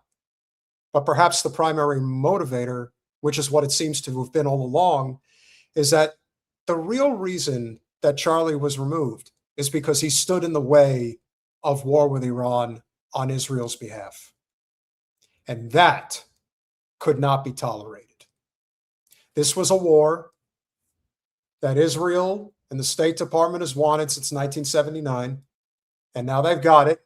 They're going to regret it. They probably already are regretting it. But guys like Rabbi Pesach Walicki, he's probably a little older than 42. I'd still draft him anyway. But he would have you believe that this is a noble cause. So let's bring it to today, and let's see what Mr. Walicki has to say now, 6 months later.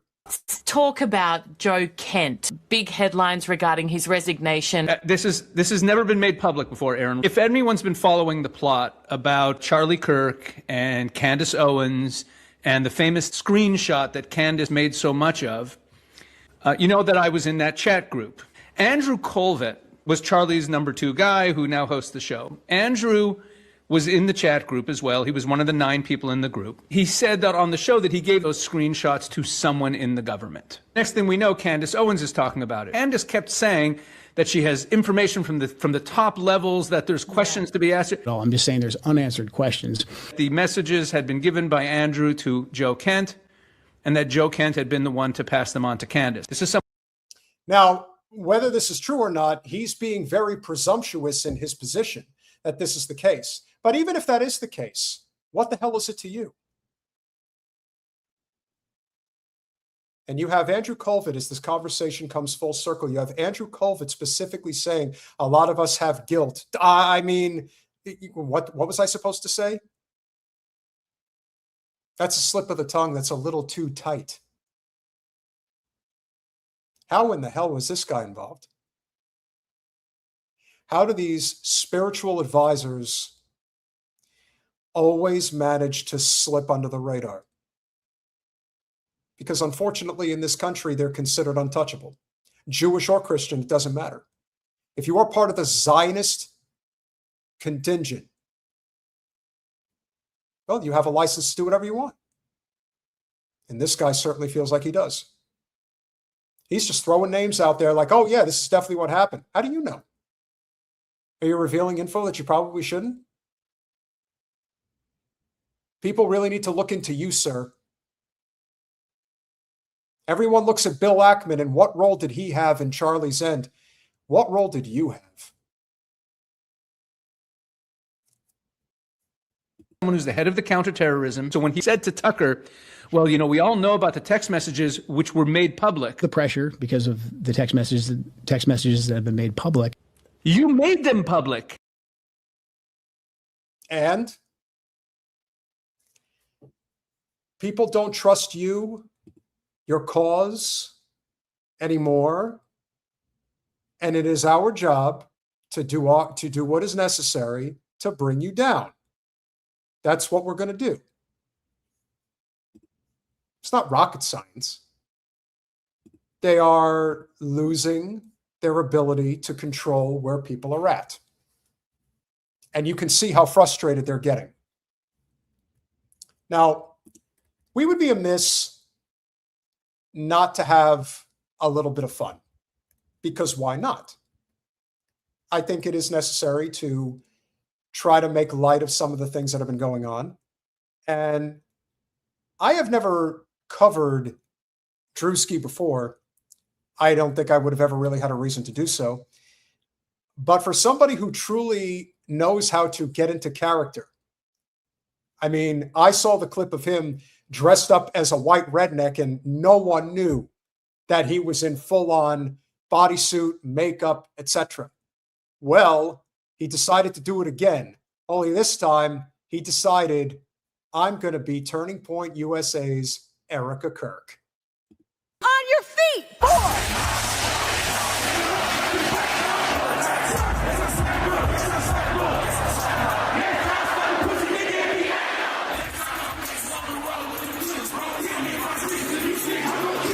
War is raging in Iran. I gotta say, for somebody that is as heavy set as he is some nimble individual.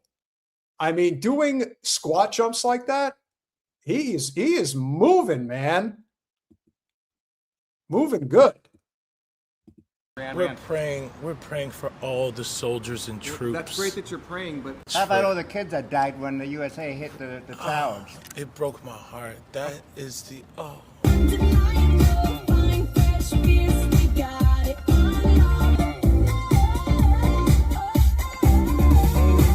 In what ways have you grown closer to Jesus? I serve a righteous God.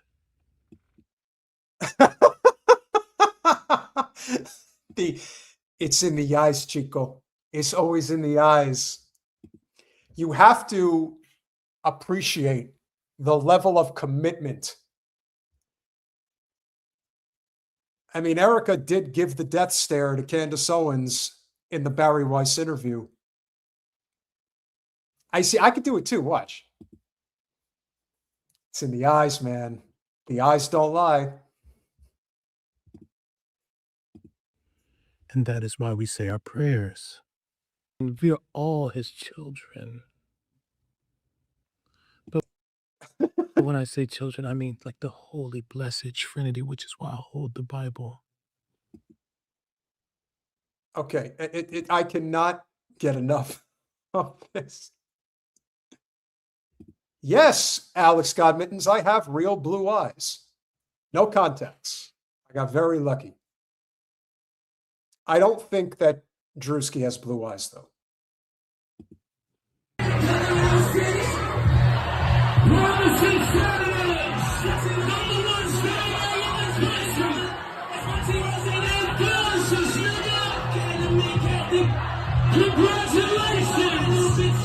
Sweet cream foam chai ice matcha.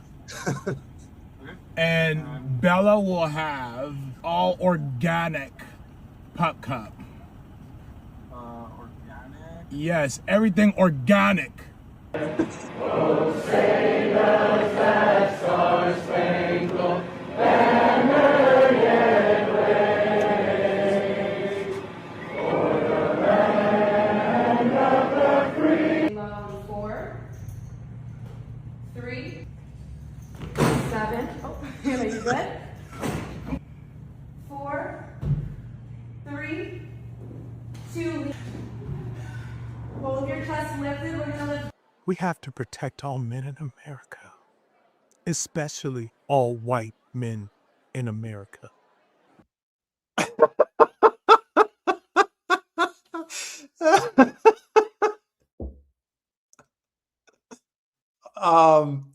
I know this is a bit, but that definitely hits a little close. I don't know. He's just not capable of doing Pilates. Let's see. Can we get it? Can we capture it?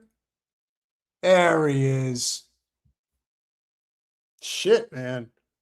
I have to rethink everything. Those are the boys that we care about in this country. America is built on their backs. Yes. Because they are the ones who mattered most.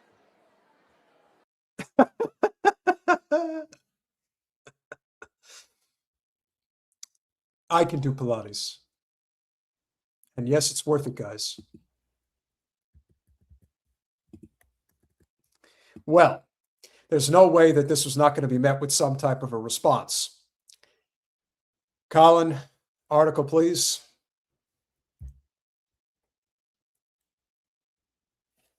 Needless to say, this did not make, we'll say, MAGA commentators happy. In fact, they were pretty ticked off about it. All right, it looks like I've got to grab it. That's okay. I thought I sent it. Give me 1 second. So, he really did a great job. That's how you do for that reason. But I would say we've been looking around, asking ourselves, why was the reaction as strong as it was? Oh, now you have it. All right, let me see. Correct, I did send it.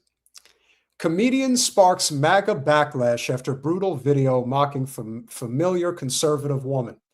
Enjoy your time in hell, one Fox News contributor said. Oh, got you right in the feels. Black comedian Drew Desbordes, better known as Druski, ignited a slew of conservative backlash this week after putting on white makeup to mock conservative women in a sketch. Actually, he was mocking Erika Kirk. I don't know if he was mocking all conservative women, but he was definitely mocking her.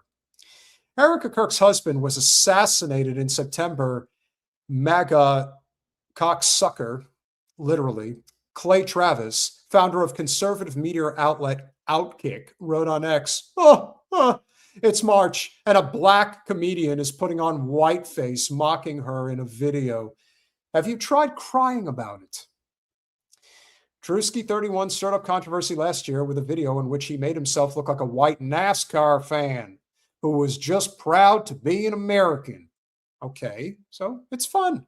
It's comedy. In his latest video titled How Conservative Women in America Act, the influencer appears as a white woman with a blonde wig and heavy makeup. Although Druski did not say he was dressing up as Erika Kirk, many on the internet noticed similarities, his character and to the Turning Point USA CEO. The video begins with his character walking onto a stage, dancing to loud music as pyrotechnics go off. His outfit is similar to the one Kirk wore to her late husband Charlie Kirk's memorial service, which also featured fireworks in Arizona last year. Never living that one down. Oh, yeah. I mean, come on. Look at that.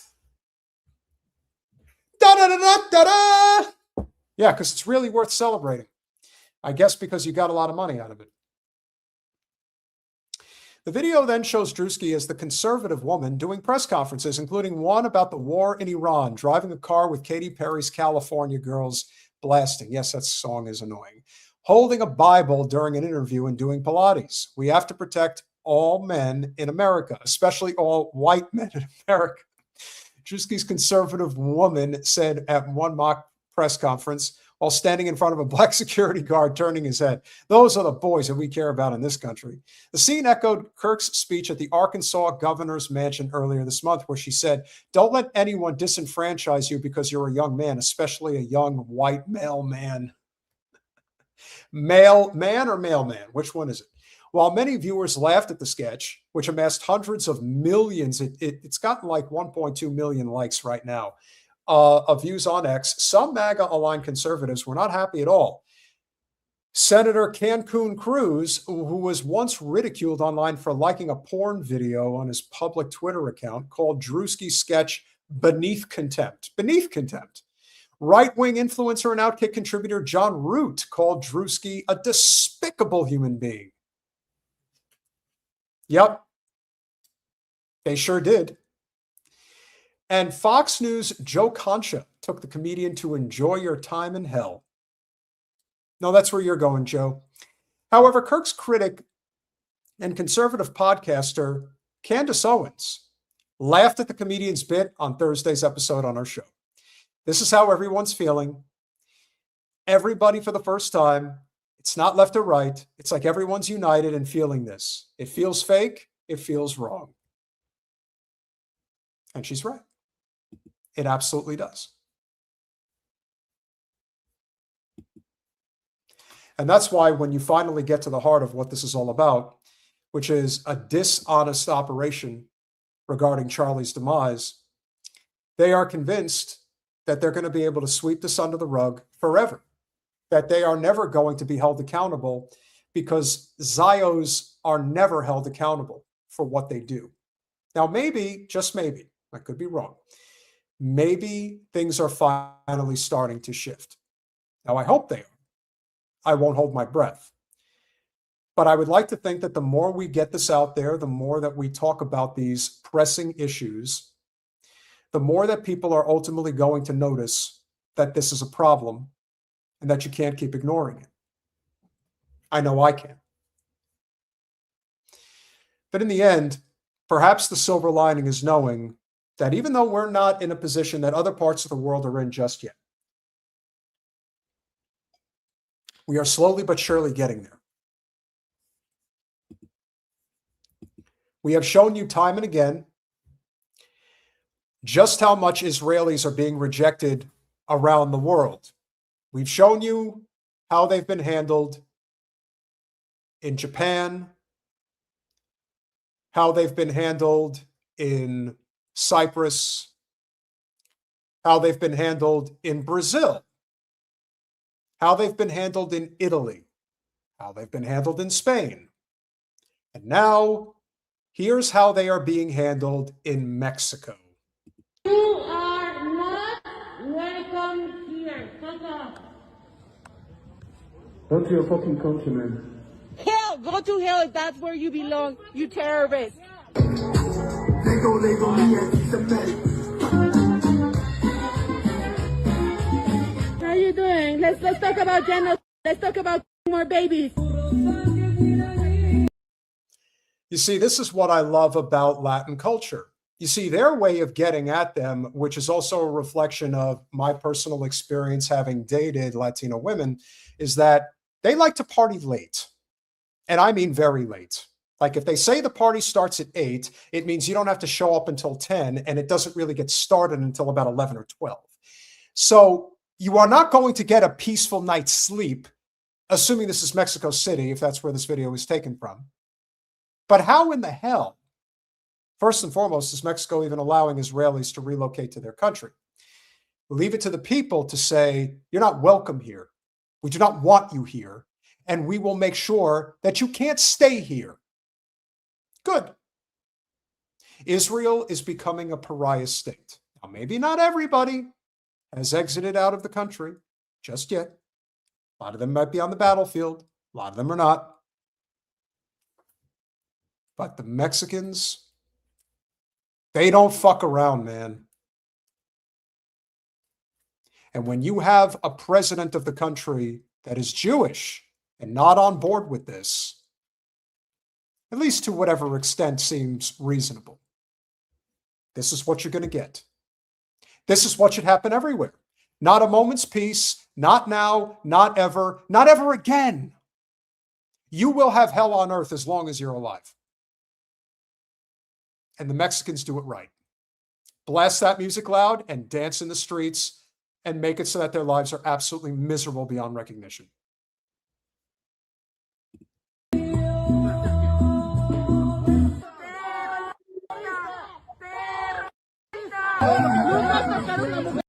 Let me also show you one thing that I think is important. Watch this guy. So the way that he responds, as all Israelis seem to do, is just give them the finger. What are you going to do? We're untouchable. Maybe in the United States in certain places, maybe in Israel, but not in Mexico.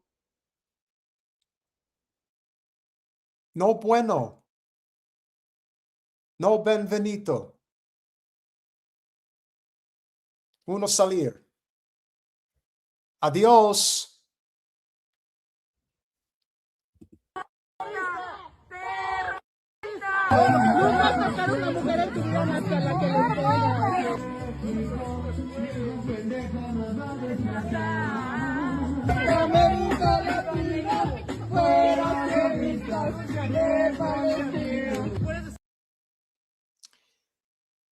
A Mexican holding a Palestinian flag in an Israeli's face. Why the F are they in Mexico? That is a great question. Why are they in Mexico? I'll tell you why. Because the people that have money and power are figuring out that they're not really welcomed in too many places. Did he think because he had a reasonably dark complexion, at least for an Israeli, that he could just blend into Mexico? No, some people are discovering where these guys are, and they want them out, as they should. And we should be doing the exact same thing here in the United States. They should absolutely be getting excommunicated. That's what should be happening.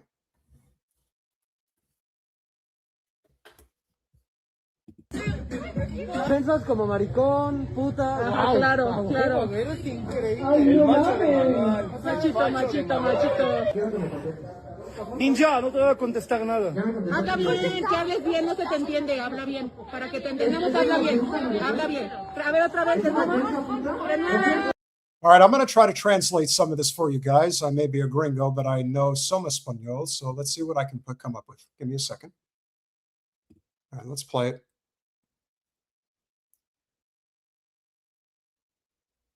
No te voy a contestar nada. Habla bien, que hables bien. So basically what they're saying is, we are not going to stop talking about this. Do you not understand that?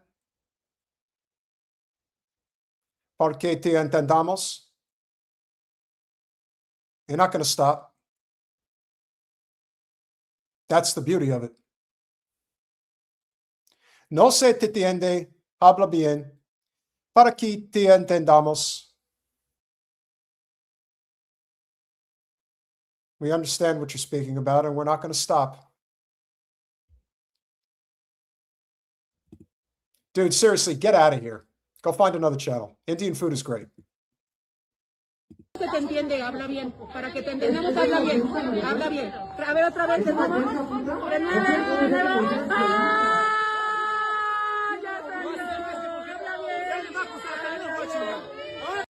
So basically, he's saying that this is my line. This is my house. You can't come further than this. Okay, fine. But it's still a public street, and they could do whatever the hell they want, and they're going to keep doing it. We just want to say good night. Can we come into the gallery, please? Oh shit, it's covered in blood. Just like your hands. Can you come out and say good night? Can you please be so polite?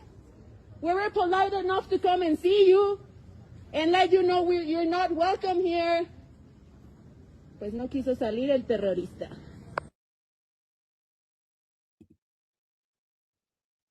What was that last line? Pues no quiso salir. Pues no quiso salir el terrorista. No terrorists. We don't want terrorists here. Pues no quiso salir el terrorista. Okay. Well, it'd be nice if they had a little bit more courage, but they're going to have this happen all the time.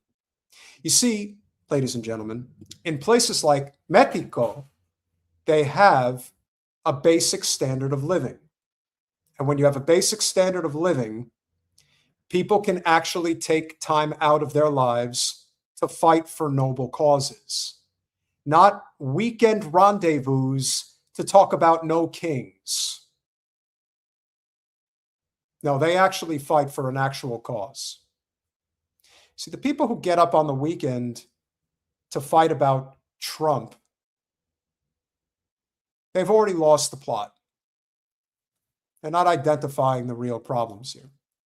They're not identifying the capitalist problem, the broken economic and political system problem, social problem, environmental problem.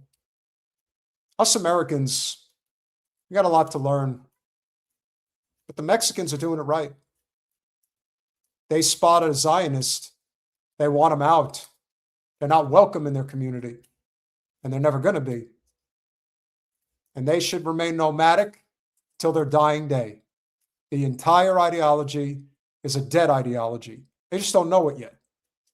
I'm sure some of the more wise ones actually do, but they are learning that in a country like Mexico, our neighbors to the south, they're being told that we will deal with you. You're not going to be accepted here. You're not going to bring your people here, and we will band against you. They're making it clear, as they should. So hats off to them. And hopefully the same is happening in Argentina, although Argentina is one of the only countries in the world that is truly run by an absolute psychopath in line with the U.S. and Israel and the U.S. State Department. Steinbaum is not. And as Jen has said for quite a while, Trump doesn't know how to deal with Steinbaum. That's a woman who's absolutely adored by the people. That is a woman who, again, I can't speak to all of her governing prowess and what she has and hasn't done as the president of Mexico. But I can tell you that the standard of living in Mexico compared to the United States, in many places, is better. This is not the Mexico of 30 years ago and the US of 30 years ago. In many ways, the two countries have flipped. And clearly, when it comes to dealing with Israel, they're way ahead of us. They're not letting them get anywhere near power in their country. This is just the beginning. And hopefully it will bring about their end.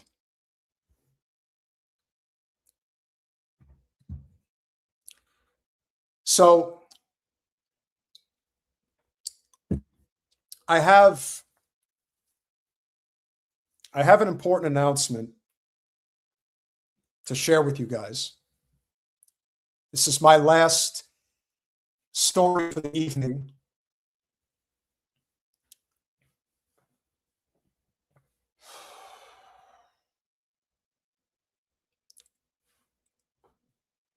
The one thing that we've pointed out time and again on our channel, and this goes for a lot of other people as well.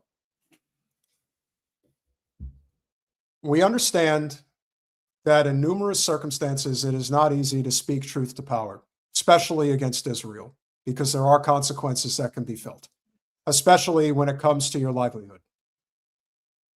It's very real. There are people who have shared sentiments in private, people that I work with, people that are very affluent, quite frankly, that feel the exact same way we do. There are people out there in the upper class guys that feel the exact same way about Israel. But for them, their livelihood is too important, or in some cases, it's all they have, and they can't take that chance. Remember, we are a country, unlike Mexico, that doesn't have health care. We are a country, unlike Brazil, that doesn't have health care.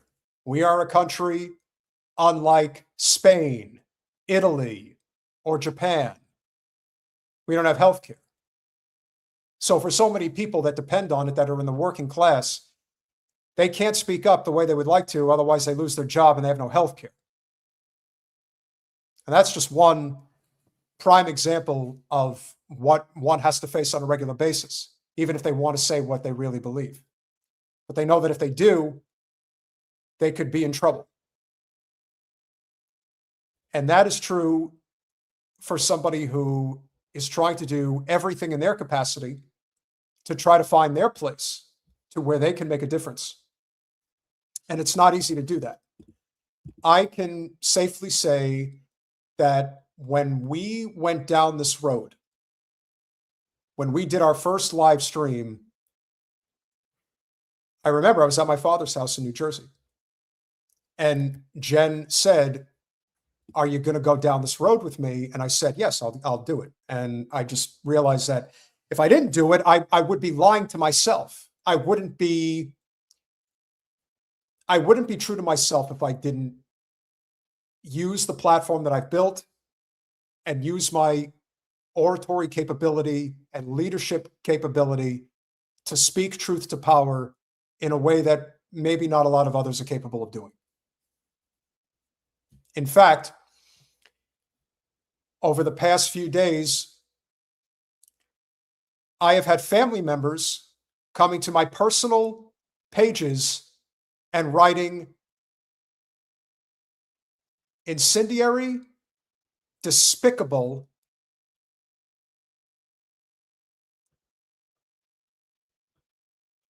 just outright slanderous messages about me and tagging people to try to get their attention, to try to draw me into the conversation. Well, I decided to just block them outright from social media, and I will have nothing to do with them ever again. I was never going to have anything to do with them again anyway, but now I don't even have to know that they exist.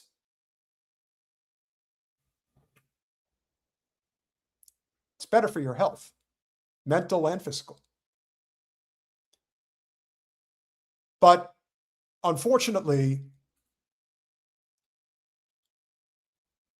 I had something happen to me the other day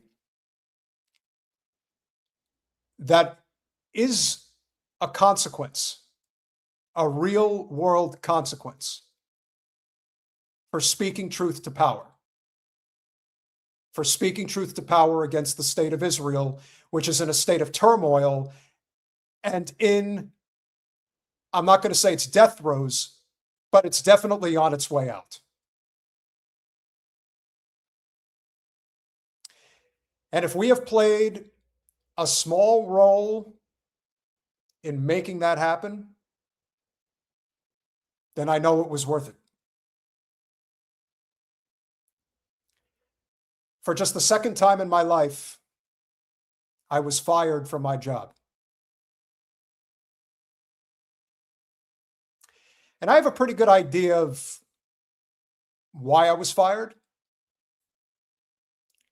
Now, I can only say so much because obviously I don't want to hold any ill will towards my former employer. I understand why they did it.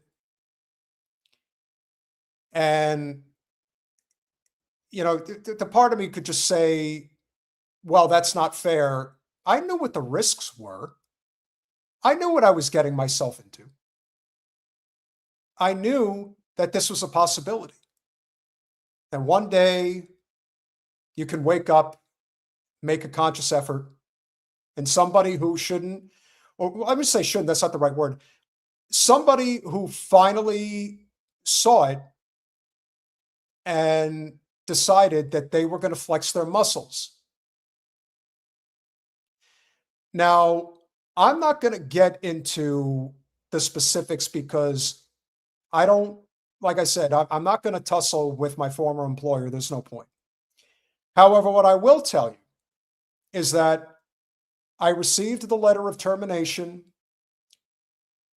just before close of business yesterday, because of course they would do it right on the weekend spot. So that way you don't have an opportunity to actually talk to the people in charge and say, hey, can we talk about this? But that's over with now. Can't talk about it.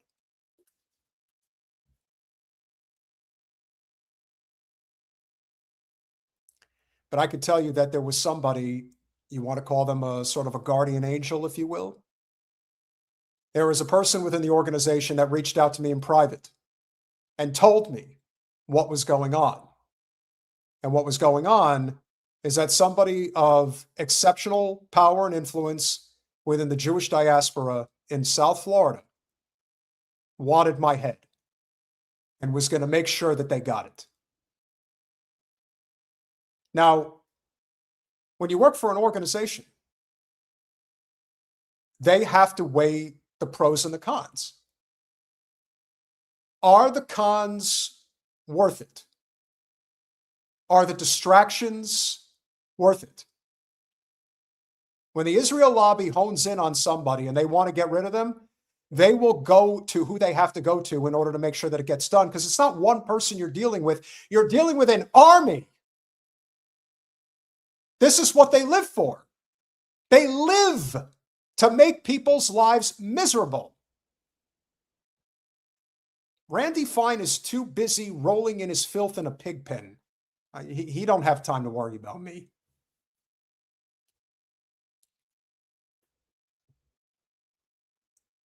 The person in question who decided to say something off the record as to why I was let go, even though they will never put it in writing, they'll never admit why they did it.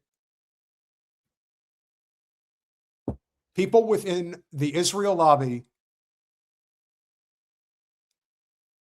decided that they were going to start a harassment campaign against my employer until they fired me. Like I said, I hold no ill will to my employer, former employer. They did what they feel they had to do.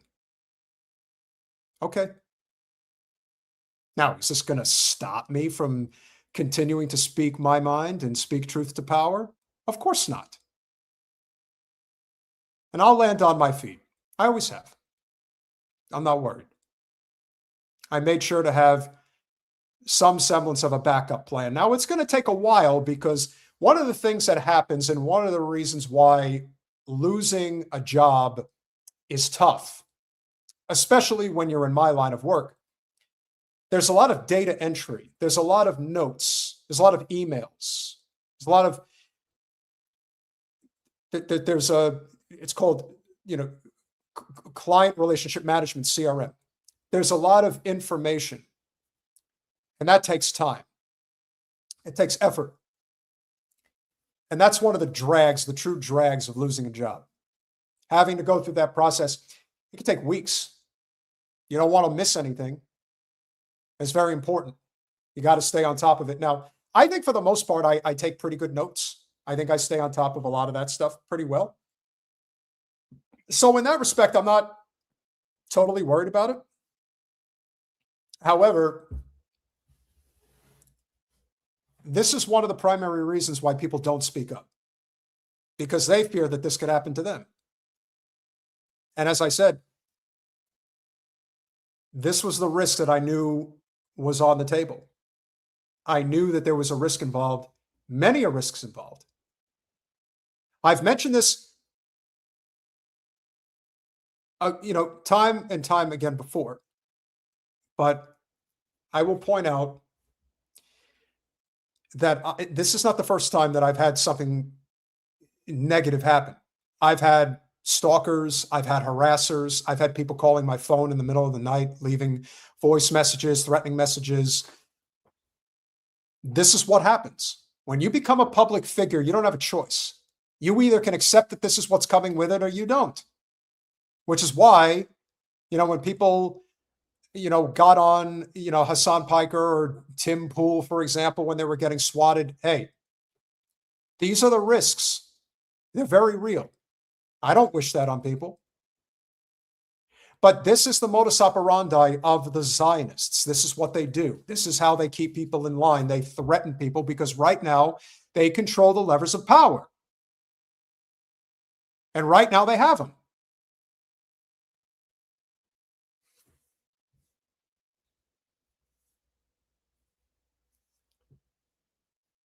But they're not going to have it forever. Eventually, we will win this fight. It's a good thing my father doesn't watch my podcast, because if he does or did, I'd be hearing from him right now. My father does not like the fact that I'm involved in politics. My father has always fancied me as somebody who could go out and make $1 million a year if I wanted to. He would rather me just make money, because in his mind, that's the way you stay happy in this world that's falling apart. But if the injustice is here and it's right in front of our face and you turn away from it, how do you live with yourself? How do you cover a segment like we covered the other day of that Palestinian toddler who was burned all over his body with cigarette butts because the IDF fuckheads had nothing better to do than to torture an innocent child? And you could just turn around and pretend like that doesn't mean anything? Or that, well, it's not my problem? It is our fucking problem. It's all of our problems. No one is better than anybody else. I'm so sick and fucking tired of listening to people, not just little Ben, just people in general who do not understand that you're not better than anybody else. You're just lucky. That's it. I got very lucky in life. I don't have everything that I want. You can support our PAC. You can support our channel. Any support is appreciated. I always recommend Patreon, but any support is obviously appreciated. Being here is helpful. Smashing that like button, sharing this conversation, sharing this out to people on various channels who may want to have me speak on this issue, because I'm living proof of it now. I had the rug ripped out from under me in a big way. Now, Jen will say it's for the best, and it probably is for the best, because I do believe that everything happens for a reason. I'm going to go work for somebody now who's going to respect me and appreciate me and is going to let me say what needs to be said without worrying about if somebody from the Israel lobby is going to call them up and threaten them with endless harassment if they don't adhere to what they want. These people are insane. They're insane. Their entire ideology is insane.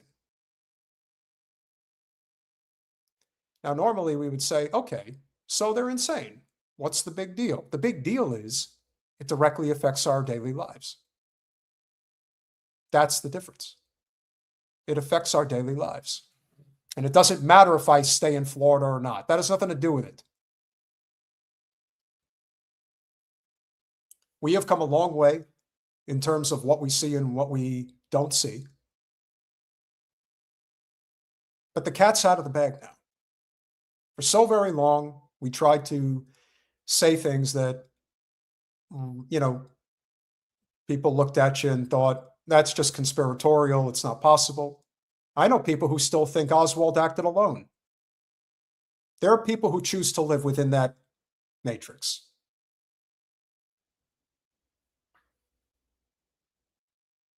But the real truth, the living that real truth, living without blinders, recognizing the world that's in front of us for what it is.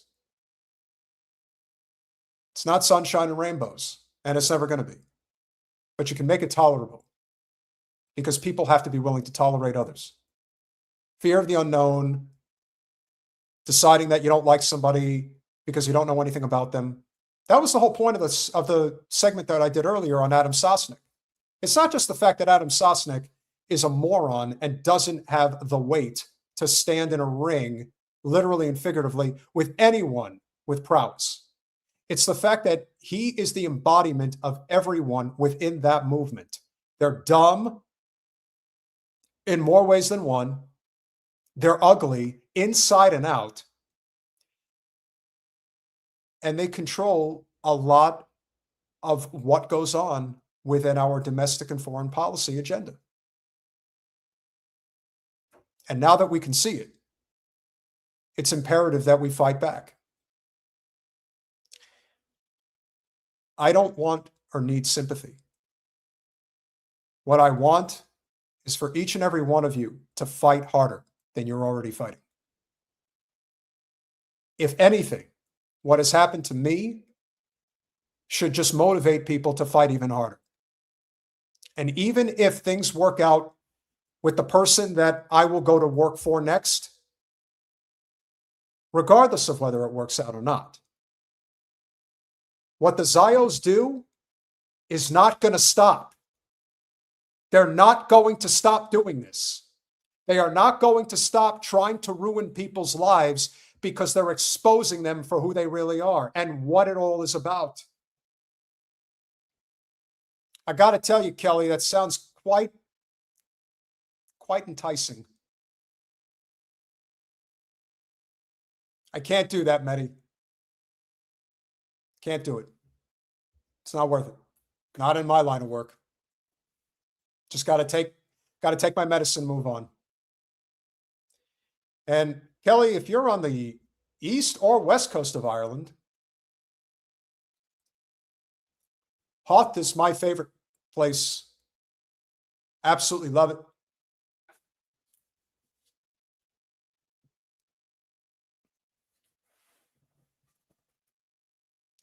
Mehdi, there's a thing in life called you can't beat City Hall.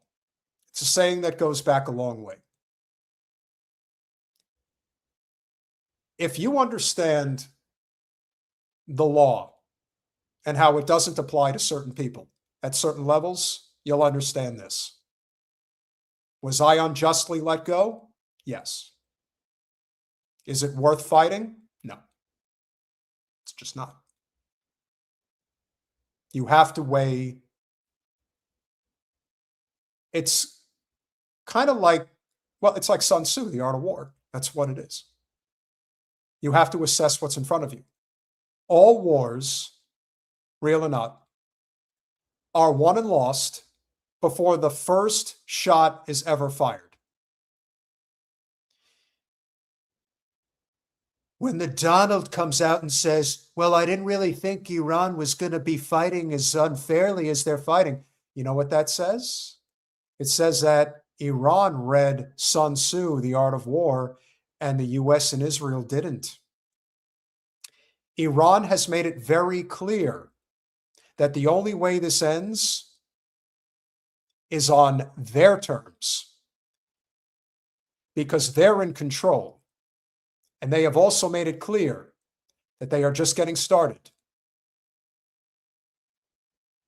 There is a difference between rooting for Iran and rooting against Israel and the US billionaire ruling class.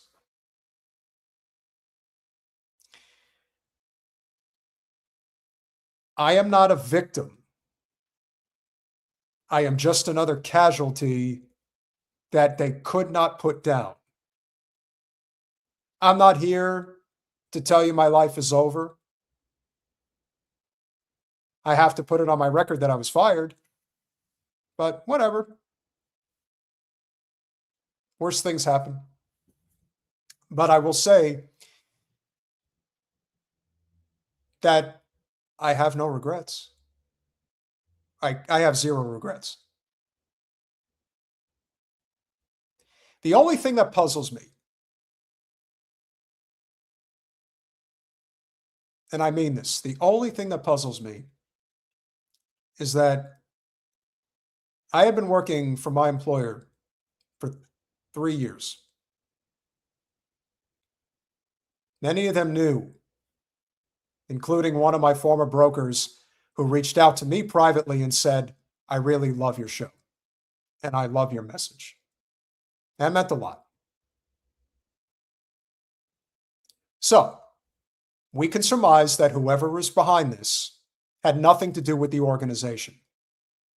Whoever's behind this was somebody within that Israel lobby that didn't like what I had to say and decided to make an example of me. So who is the most likely culprit that would have done such a thing?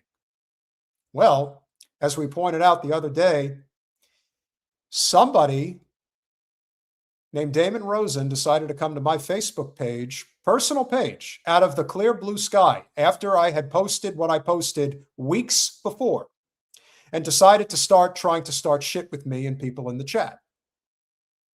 So I looked him up, and it turns out that this person is pretty close to Laura Loomer. And I pointed that out at the beginning of last week. By the end of this week, I lost my job. You don't think there's a correlation there? I do. So if you all want to do me a favor and do me a solid, put it out there on social media that Laura Loomer got me fired. Make her deny it. But if you put the pieces together, and there's really not that many to put together. I mean, it's kind of right there.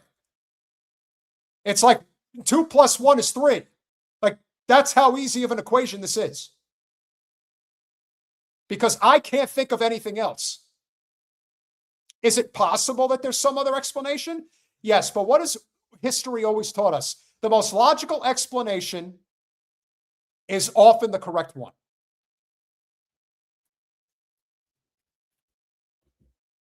Was Charlie Kirk murdered because some furry decided that they had to just end Charlie Kirk's life?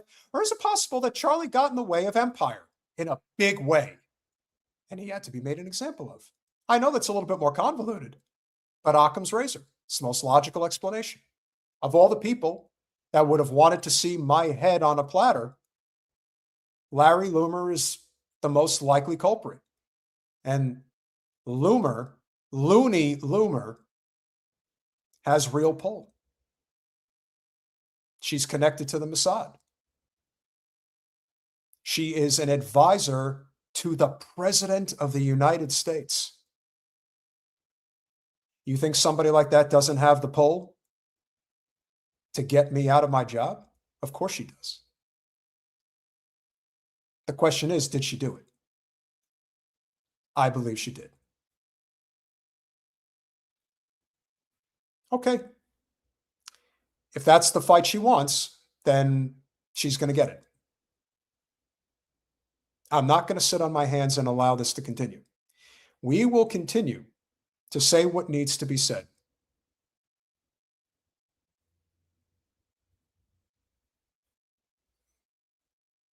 You may have won a battle. You will not win the war. In fact, the war's already been lost. You're going to stretch your remnants as far as you can. But let me assure you, as we continue to enter into this revolutionary period, we all have the minds of an elephant. We will remember. And eventually, the boomerang is going to come back in your direction, Loomer. Take your victory lap.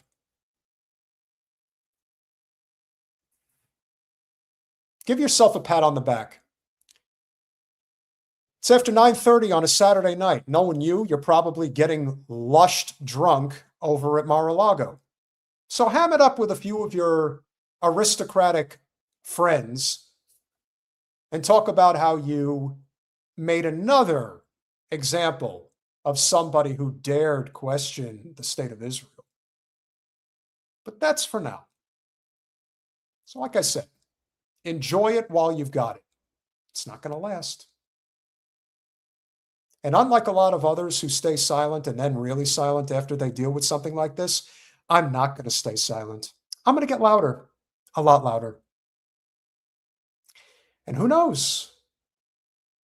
Maybe we'll run into each other in DC. We'll see. With that said, I want to thank you all for being here this evening.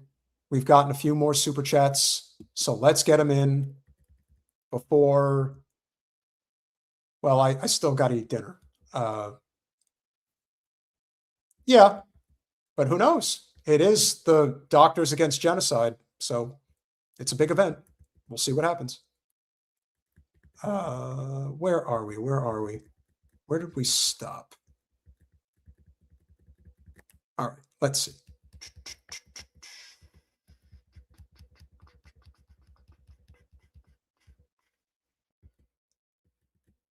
Here we are. Shot to Don with the 499. Josh Hammer is far-right Ben Shapiro, and Shabbos Kessenbaum is liberal Ben Shapiro. This is the state of American political discourse. We're occupied. We're occupied because nothing happens to these nincompoops. They're able to stay exactly where they are, and no one seems to pay them any mind, but they still manage to have a lot of say. So yeah, something's off. Pirate Justin with the $2. Iran is absolutely crushing the meme war. I would say so. Anthony, it's always a pleasure to have you here, sir. With the 499, send Barron, send Ben, every member of Congress under 42. Unfortunately, you're not going to have that many on that list. In fact, the ones who are under 42 are probably against this war. Their votes for them should enlist. Hey, let's even get the vote, period. Let's see if we can get that. You know who's blocking the vote from getting on the floor? The Democrats. Alex Scott Mittens with the $2. We were betrayed. Yes, we certainly were. Citizen Pendejo with the 50 pesos. Love your country, by the way. Remarkable. Many American-only patriots are seeing Gaza and Cuba and Iran's situations are out making, and the Americans shouldn't tell others how to fight empire. That's a great point.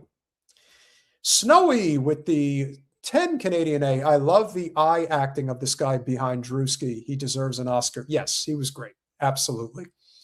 Carson Cruz with the $10. IDF Chief Lieutenant General Zamir is claiming IDF on the verge of collapse. Oh, please, please, please. Is this just a rationale for not joining U.S. boots on the ground in Iran? Like Jen likes to say, much like a politician, how do you know when Israeli's lying? Lips are moving. Murdog with the 199. Peter's Superman curl is winning. Hey, I got to change up my hair every once in a while. That damn hair likes to fall down. I hope you like it. Thank you for your support. Kenman G again with the 279 Canadian. No matter what, we support you, Peter. We appreciate you, Kenman, very much. Just another Patty with the 1999. Never quit. Thank you very much for your very generous contribution. I have no intention. Alex Scott Mittens with the $2. You are doing great work, Peter. Appreciate you, brother. Pirate Justin with the $2. We got your back, Pete. Name them. Appreciate you, my friend. Carson Cruz with the $50. I don't have to ask why. I just say thank you. It means a lot.